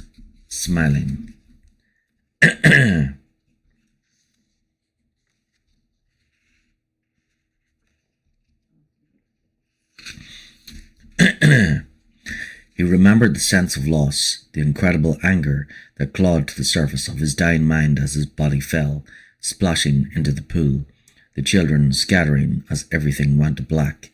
And then the memories changed, became the thoughts of the many. He could see his own face and body, half submerged, pale and ugly in death, but loved, so very loved by the hive mind. He had been their god, their creator and teacher, their father. They swam to him, wormed between his sagging lips, wiggled and strained to enter the gaping holes that had been blown through his poor flesh. Marcus found his voice, telling the two stunned watchers what they needed to know, to understand. They left me to rot, took my notes and closed my lab, leaving it all to the ruin of time. They didn't understand, you see. Time was what was needed. It took years for the T-virus inside my queen to reconstruct, to evolve, and to become the variation that created what I am now. He smiled, relishing their mute awe, enjoying his moment in the sun of their wonder. "So, you are correct.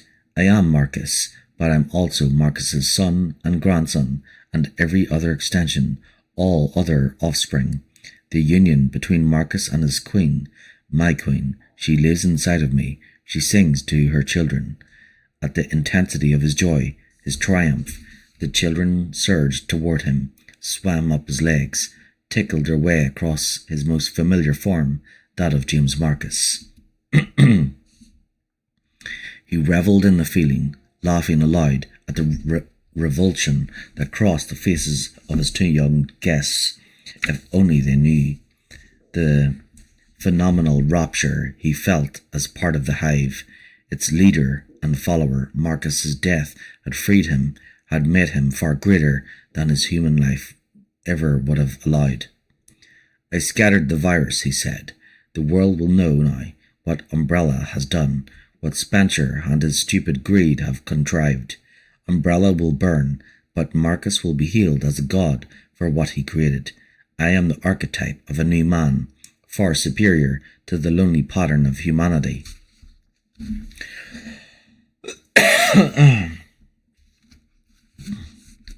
The world will seek me out, will beg to join the hive, to unite as one mind, one all-powerful being. The man, Billy, spoke again.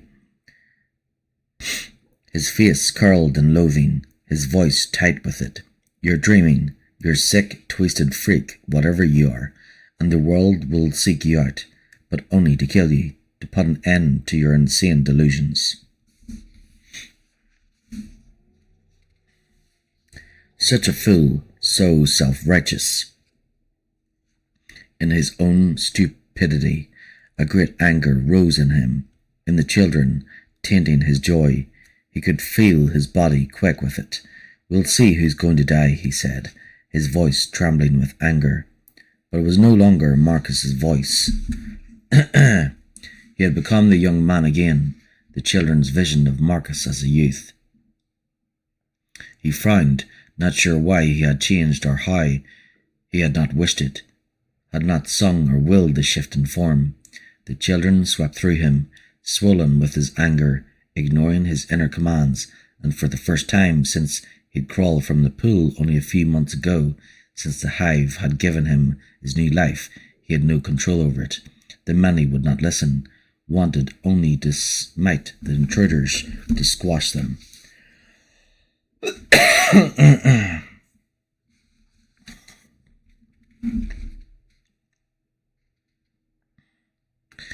The young man felt them rising to his throat, spilling out like bile, choking him. He tried to hold on, to exert his influence, but the anger was too big, too all-encompassing.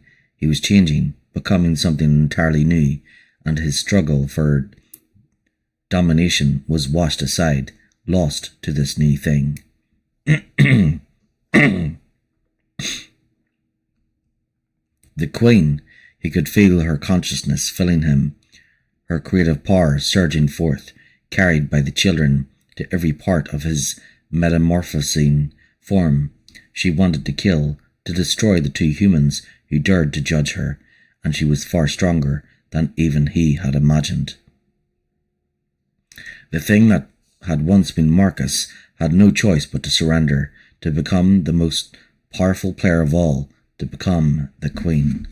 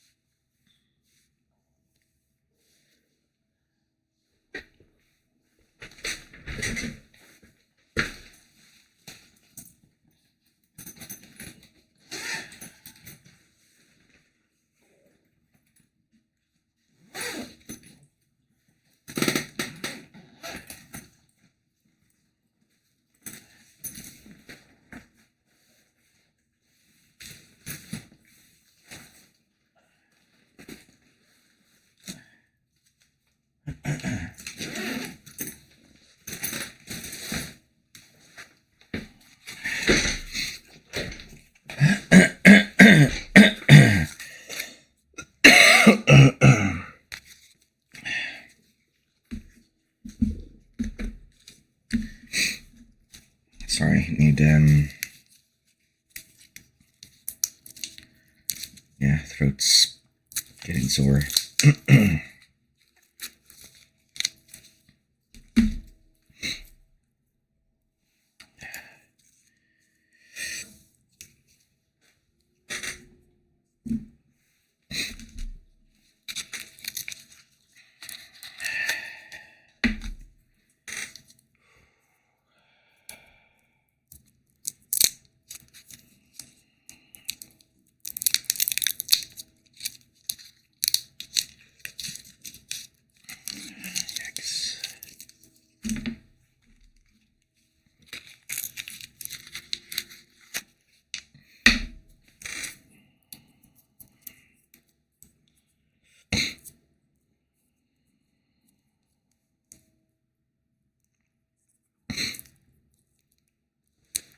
So, looks like we're at the very end now because we're in the middle of the boss fight there.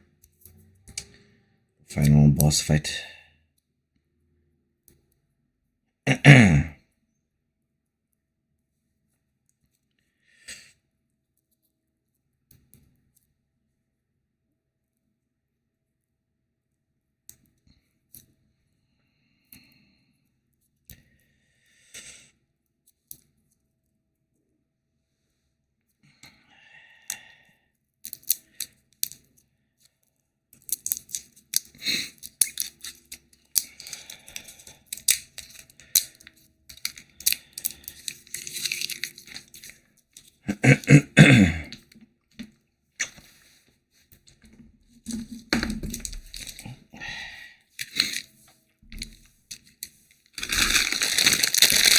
Okay, I'll be right back.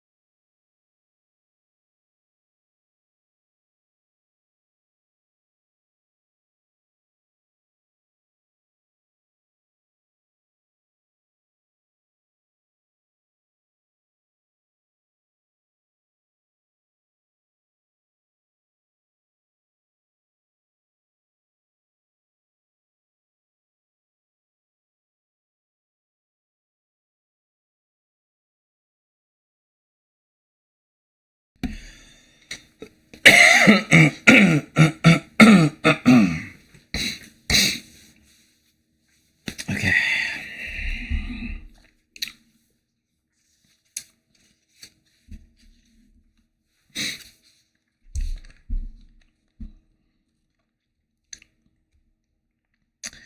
Where was I?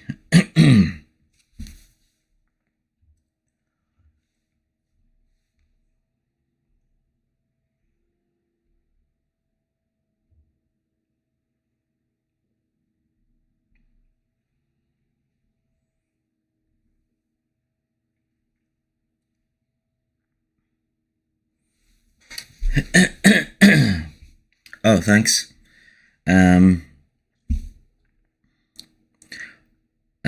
Marcus started to change once more, in a way, in a way that seemed to surprise him as much as it surprised Billy. Leeches began to pour from his mouth, gagging him, dozens of them sliding out in a rush of slime, hitting the floor like fat raindrops. The young man's eyes were wide, his expression one of disbelief as he continued to choke out the slick fall of leeches. The Queen's rage was choking pseudo Marcus. Yep.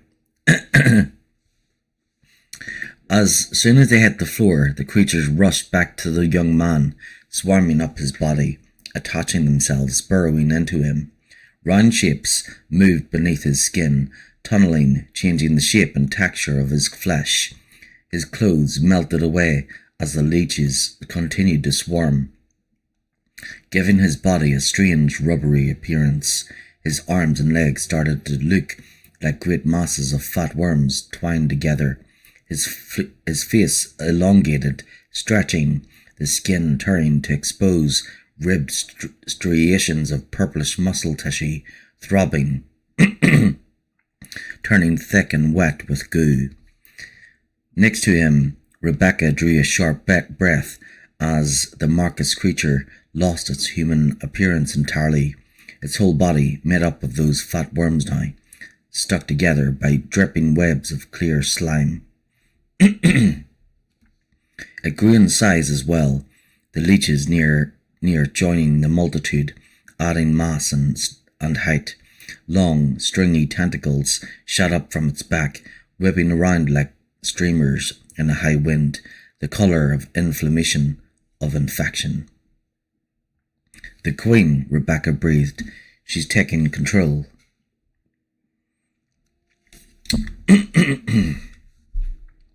Billy pointed the magnum at the growing creature, and the thing flew upward, leaping straight into the air. It hit the ceiling with a huge, wet smacking sound, and clung there a moment, dribbling thick fluids to the floor far below. Except for having 4 limbs, it no longer looked remotely human. Billy fired at the ceiling, but it was already gone, dropping to the floor in front of them, condensing slightly as it hit the ground like some giant rubber toy. She, stretched out again, towering over him and Rebecca, those dark tentacles snapping around toward them, reaching for them. He and Rebecca both stumbled back.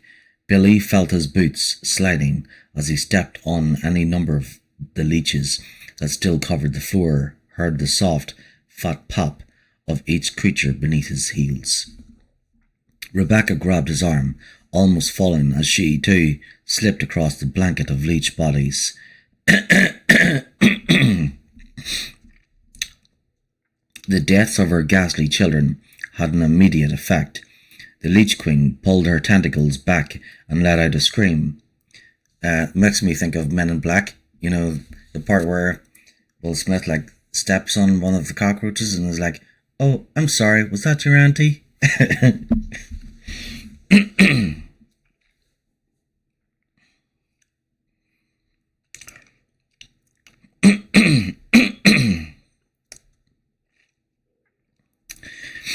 The Leech Queen pulled her tentacles back and let out a scream, a strange, high, warbling wail like nothing on earth. A sound made all the more horrible by its complete alienness. All of the leeches in the room started toward her at once, moving away from Rebecca and Billy, clearing a path from beneath and behind their killing footsteps. The Leech Queen continued to grow as the small bodies packed on, joining together with the core creature. Her size almost doubled in less than a minute. Billy shot a look over his shoulder, saw that they were going to dead end back at the door they entered by if they let the monster choose their path in the most literal sense of the word. At the room's south side was a closed door, set into a kind of recessed entryway. There was a sea of leeches separating them from it, but the sea was on the move, flowing toward the growing Marcus Queen monster. She seemed oblivious to their presence as she packed on more of her hive, swelling to gargantuan size in the soft, sloshing whisper of liquid movement. "South door," Billy said, keeping his voice low as they continued to slowly back away. They had to act now, fast, or their chance would be gone. "If it's locked," Rebecca whispered back. "Gotta risk it," he said. "I'll cover. On 3. 1, 2, 3. Rebecca broke and ran as Billy opened fire, pouring rounds into the giant, bloated body of the queen. She screamed, her high wail taking on depths of pain, of hate, and shot a handful of tentacles at him, the appendages moving lightning quick. They grabbed him, lifted him into the air. Billy lost the magnum, couldn't get to his handgun as he was wildly shaken, his head snapping back and forth.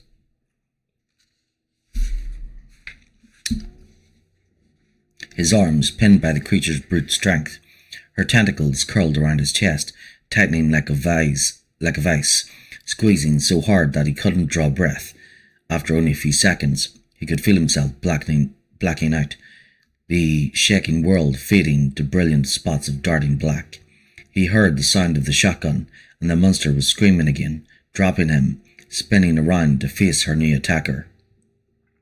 Billy crashed to the floor. He ignored the pain, scrambling for the magnum as 100 leeches crawled toward him, as Rebecca fired again, and the monster started for her, tentacles lashing all around.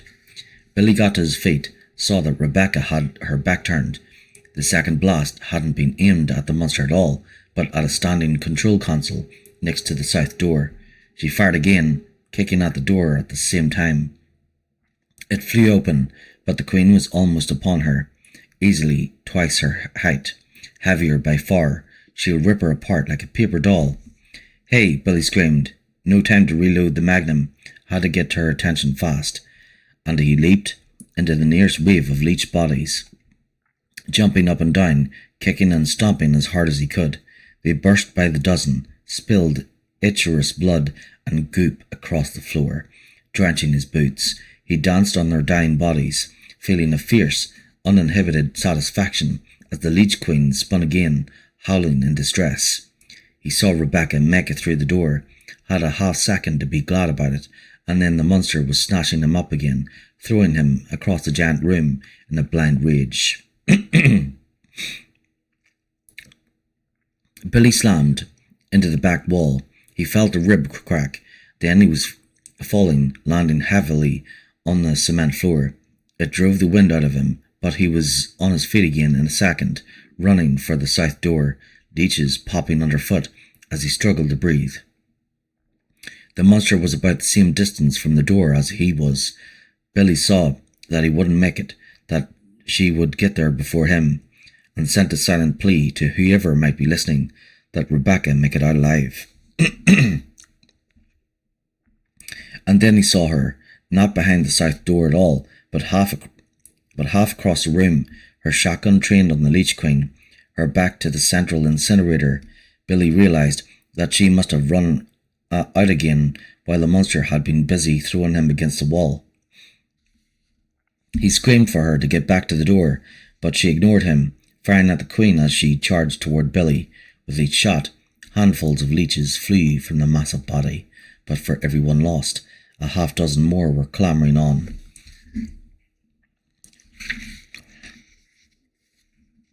On the fourth shot, the queen turned toward her, hesitating, as if unable to decide who to go after.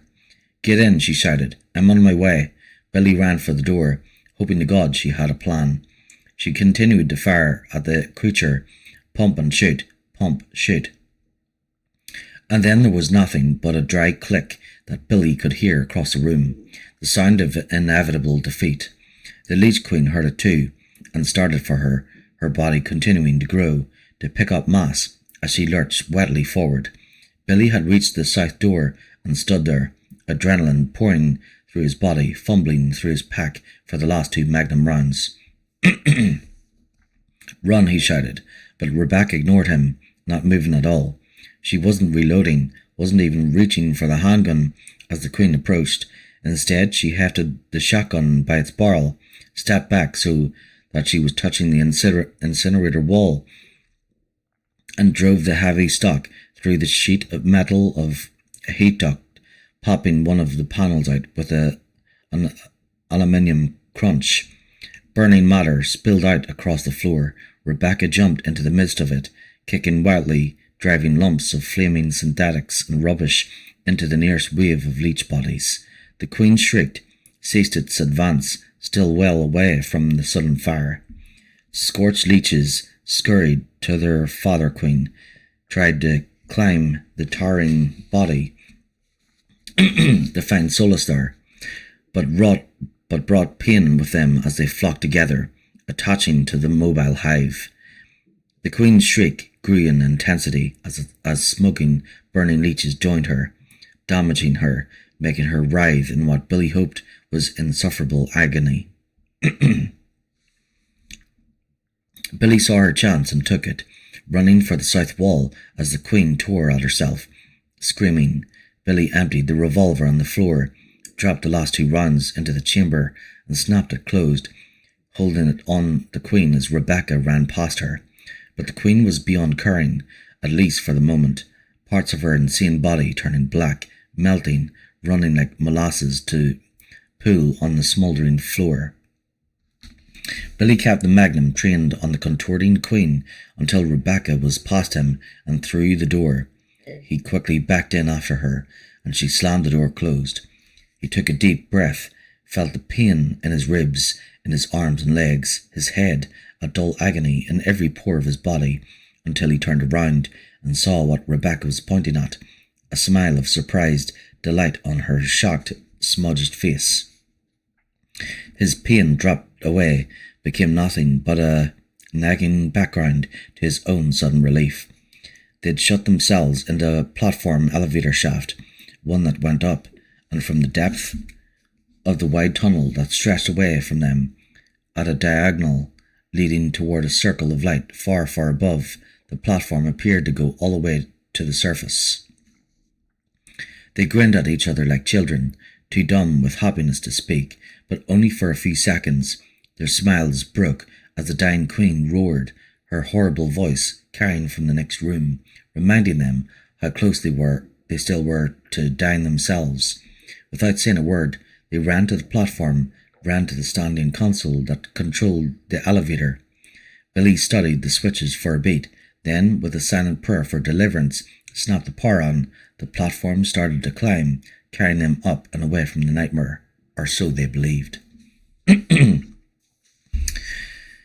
Final chapter, chapter 16.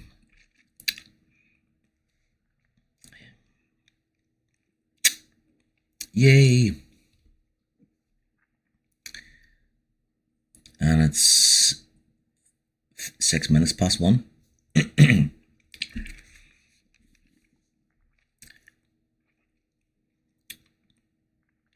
The agony was magnificent in its measure, killing her with an intensity beyond any she'd ever known. The burning children clung to her, starved for release, and as they touched her, touched their siblings, they passed their pain on in a wave that would not cease. It went on and on until parts of the collective gathered and fell away, dying, melting, her children sacrificing themselves so that she might live. Slowly, slowly, the agony receded, trained away from the physical, became the suffering of loss, of infinite sorrow. As the injured pulled away, left her enveloping arms to die alone, the rest of the children came forward, singing, crooming to her, easing her torment as best they could. They engulfed her, soothed her with their liquid kisses, and by their sheer numbers, they overtook her. It only took a moment. The Queen lost her identity as Marcus had lost his, giving over to the hive, becoming more, becoming all. The allness of the new creature was whole and healthy, a giant, different than before, stronger. It heard mechanical sounds nearby. It reached inside itself, accessed the mind for information, understood the murderers were trying to flee. They would not escape. The hive gathered itself on 1,000 supple limbs and went after them. Neither of them wanted to think about running into any further trouble, but they had to assume the worst.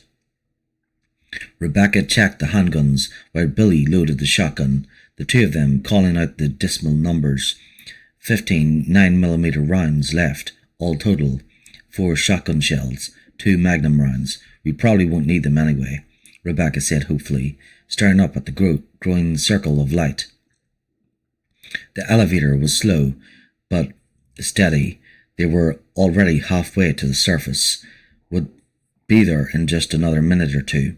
Billy nodded, holding his left side with one dirty hand.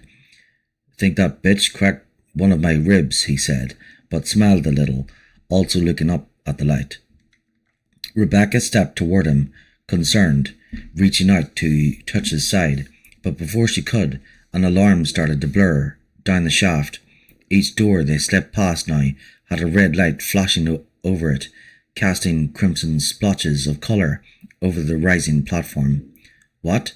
Billy started, but was interrupted by the calm, feminine voice of a recorded loop. The self-destruct system has been activated. All personnel must evacuate immediately. Repeat, the self-destruct system. Activated by who? Rebecca asked. Billy shushed her, holding up one hand, listening. Immediately. Sequence will commence in 10 minutes. The lights kept flashing, the siren blating, but the voice stopped. Billy and Rebecca exchanged a worried look, but there wasn't much they could do. And they'd be long gone in 10 minutes, God willing. Maybe the Queen, Rebecca said, not finishing the thought. It seemed unlikely, but she couldn't think of how else the system might have been triggered. Could be, Billy said, though he looked doubtful. Anyway, we'll be out of here before it happens. She nodded, and they heard the crash below, the thundering, squealing rip of metal, of incredible ruin at the base of the elevator shaft. They both looked down, found spaces in the platform's partial grid flooring. Saw what was coming. It was the Queen, not only not the Queen. This was much, much bigger, and a hell of a lot faster. A giant dark mass pulling itself after them. Rebecca looked up, saw how close they were. Just one more minute, and we'll be out. She looked down again, her breath catching as she saw how close it already was. She had the image of a crashing wave, black and alive, opening up as it sped toward them, revealing more blackness inside. Oh shit, Billy said, and the platform upended, broke through a wall, pitching both of them off. Rebecca landed on her side, hard, immediately got to her feet, still holding on to the shotgun. Billy was getting off the floor a few meters away. Concrete, painted yellow lines radiating out from beneath his feet. Helipad, underground helipad. They were in a vast room, no helicopter in sight, but plenty of random mechanical equipment strewn about. The small islands of metal only emphasizing the room's spaciousness. What little light there was came from a few stray shafts of sunlight coming down from the motel ceiling, which meant they were only a single floor from the surface. It took Rebecca the space of a heartbeat to see where they were, a second beat to locate the Queen, what the Queen had become. It was crawling out of the ragged hole in the wall where the elevator platform had come through, flapping masses of tentacles over the broken pieces of metal and stone. It was like some crazy optical illusion, watching as it pulled itself from the shaft, its colossal form just coming and coming. The thing that finally expelled itself onto the concrete floor was as big as a moving van, long and low and seething with twisted vines of leech matter. Rebecca could only stir, and was nearly jerked off her feet when Billy grabbed her arm, pulling her away. "There's a staircase over there," he motioned vaguely at an exit sign across the room, what seemed an incredible distance away. And as if it could hear them, could understand, the queen monster moved, heaved its great bulk across the floor with surprising speed. Heading off their escape route, it half-turned back toward them, tentacles whipping about its shapeless head, a thick puddle of blackish goo spilling out from beneath its hideous frame, and started to rear up, and then squealed, pitching back and forth, a high hissing noise erupting from its squalid body. Smoke actually started to rise from its back, from where?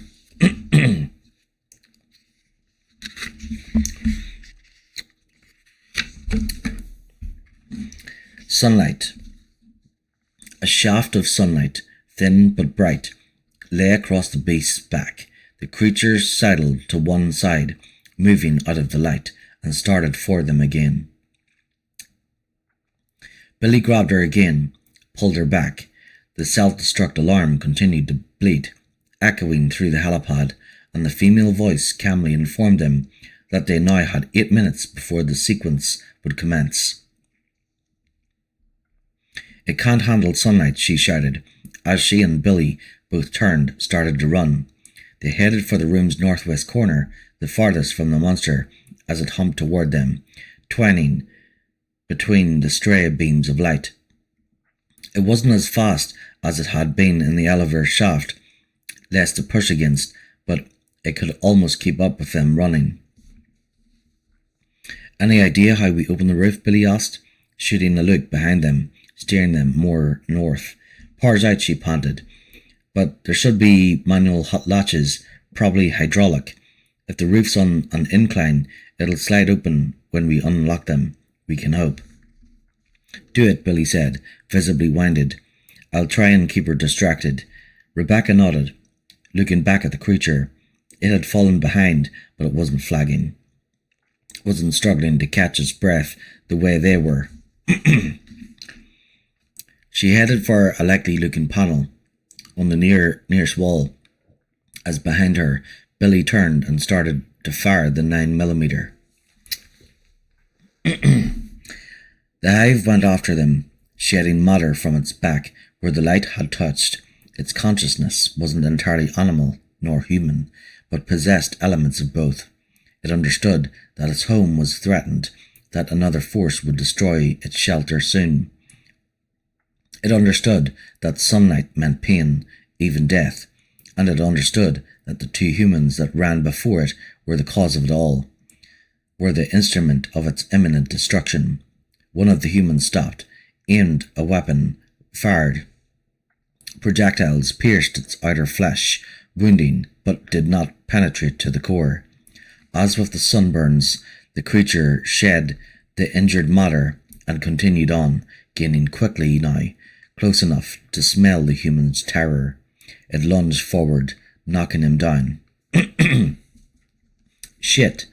Billy hit the ground as the queen monster jumped at him, one of the unwaving tentacles lashing his feet out from under him. He tried to roll away, but it had his right ankle in a firm grip. Cursing, Billy pushed himself closer to the mass of the creature, brought his other heel down on the bunched tentacle as hard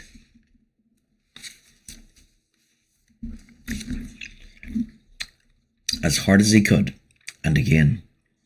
The appendage retracted, the monster thrashing away from him.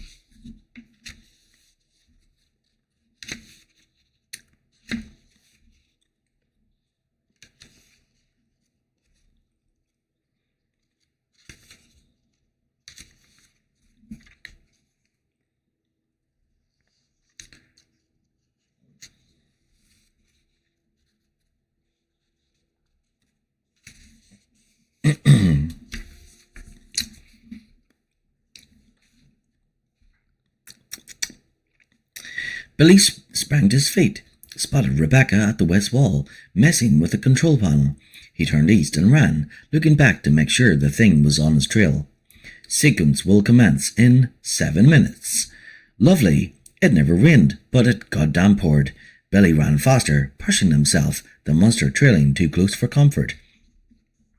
When he'd gotten far enough to risk it, he turned, saw Rebecca at another control panel across the room. The monster lunged for him, but was too far away to reach, its outstretched limbs still a meter away. Billy got off a shot into what seemed to be its face, then turned and ran again, stumbling on rubbery legs. The thing came after him, seemingly inexhaustible. "Come on, Rebecca," he pleaded silently, forcing himself to go faster. Rebecca reached the fourth and final latch as the recorded loop told them that they had 6 minutes left. She grabbed the small wheel that served as the manual key, twisted, and it was stuck. Not entirely, but it took all her strength to manage just a half turn. She strained, felt her muscles scream for leniency as she got another half turn, almost there. "Rebecca, move." She shot a look back, saw that somehow the queen monster had gotten close. Too close. It would be on her in 30 seconds, but she wouldn't run, knew that they couldn't afford the time it would take to circle around, to try again. Billy was firing, the sound of bullets hitting liquid flesh, terrifyingly immediate. She didn't even look, knew she'd lost her nerve if she saw how close it actually was. "Come on," she screamed, pulling at the obstinate wheel with all she had. And it came unstuck, even as a thick, wet limb wrapped around her left ankle, horribly alive with slick, diseased movement. And with a heavy squeak of powdering rust, the heavens split wide, raining light over them all. The light, the light! The hive screamed as death rained down, first poaching its skin, then boiling it, thousands of individual leeches dying, falling away, the burning worse than fire because it was everywhere, all at once. It tried to escape, to find shelter from the torture, but there was nothing, there was nowhere. The two humans ran, disappeared through a hole in the wall, but the creature didn't notice, didn't care. It twisted and turned, giant sheaves of flesh, scraping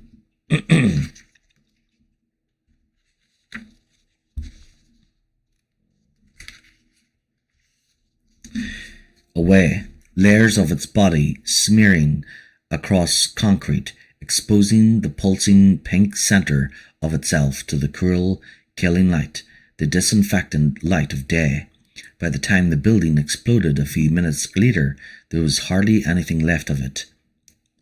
Only a handful of straggling leeches, confused, drowning in the lake of death that had once been their father, had once been James Marcus.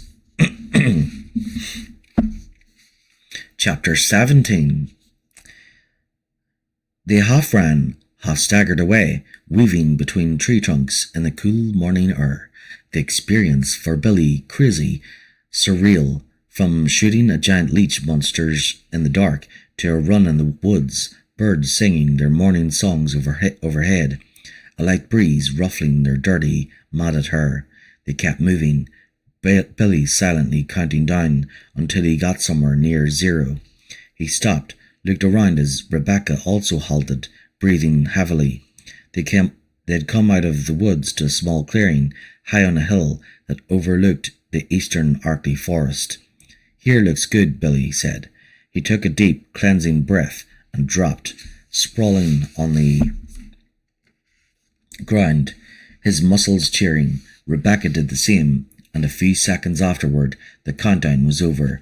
The explosion was massive, shaking the ground, the roar of it washing across the forest, over the valley beneath them.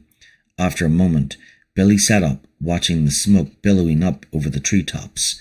As tired as he would, as sore and hungry and emotionally drained, he felt at peace, somehow, watching the smoke of that terrible place drift off into the new day. Rebecca sat with him, also silent, her expression almost dreamy. There was nothing that needed to be said. They'd both been there. He absently scratched at his wrist at a tickler, and the handcuffs fell off, landing in the grass with a muffled clink. Billy smiled. At some unknown point, the second cuff must have come loose. Shaking his head, thinking of how nice it would have been to have lost them about 12 hours before, he tossed them toward a stand of trees. Rebecca stood, turned away from the smoke, shading her eyes. "That must be the place Enrico was talking about," she said. Billy forced himself to stand, moved to her side. There, maybe a mile or two away, and well beneath their vantage point, was a huge mansion, shrouded with trees. Its windows glared against the morning light, giving it a closed and empty look. Billy nodded, suddenly not sure what to say. She'd be wanting to get to her team, and as for him... Rebecca reached over and grasped his dog tags, tugging them firmly. The chain gave, popped free, and fastened the tags around her own slender throat, looking out at the mansion. "Guess it's time to say goodbye," she said. Billy watched her, but she didn't look at him, only stared at her destination, that silent house, half hidden by trees. "Officially, Lieutenant William Cohen is dead," she said. Billy tried to laugh, but it didn't take. "Yeah, I'm a zombie now," he said, a little surprised at the sudden wistful feeling in his chest, in his gut. She turned, met his gaze, held it with her own. He saw honesty there, and compassion, and strength, and he saw that she too felt the same strange longing, the same vague sorrow that had dropped over him like a soft shadow. If things had been different, if circumstances weren't what they are... She nodded ever so slightly, as if reading his mind, agreeing with what she read there. Then she straightened, her head high, her shoulders back, and snapped a salute, still looking into his eyes. Billy mirrored her posture, returning the salute, holding it until she dropped her hand. Without another word, she turned and walked away, heading for a gently sloping decline among the trees. He watched her until she disappeared, lost to the shadows of the woods, then turned, looking for a path of his own. He decided that south sounded pretty good and started walking, enjoying the warm sun on his shoulders, the song of the birds in the trees. Epilogue. The distant explosion reached the Spencer estate, shook it so very slightly. Dust shifted on tables, dirt trickled in the underground tunnels, and the creatures that still lived there turned blind, dead eyes to the windows, to the walls, listening, groping in the darkness, hoping that the very slight movement meant that food would be coming soon. They were hungry. The end.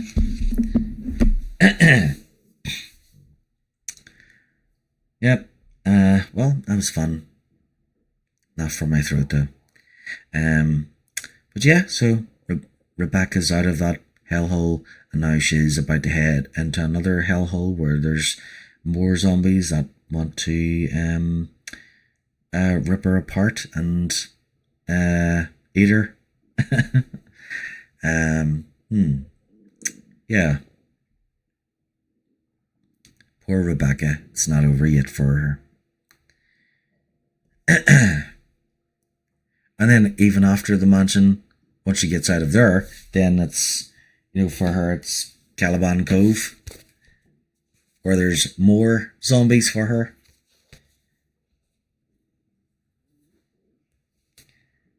And then after Caliban Cove, the next time we see her is in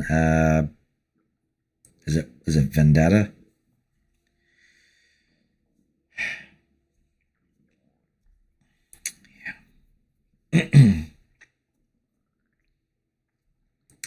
So yep, that's Resident Evil 0 Hour finished. So yeah, next stream will be Resident Evil, the original, and then remake. Yep, so yeah, it's 1:30, so better stop the stream, get to sleep, and so that way I have a good rest for Mass in the morning. And then once I get back home, I'll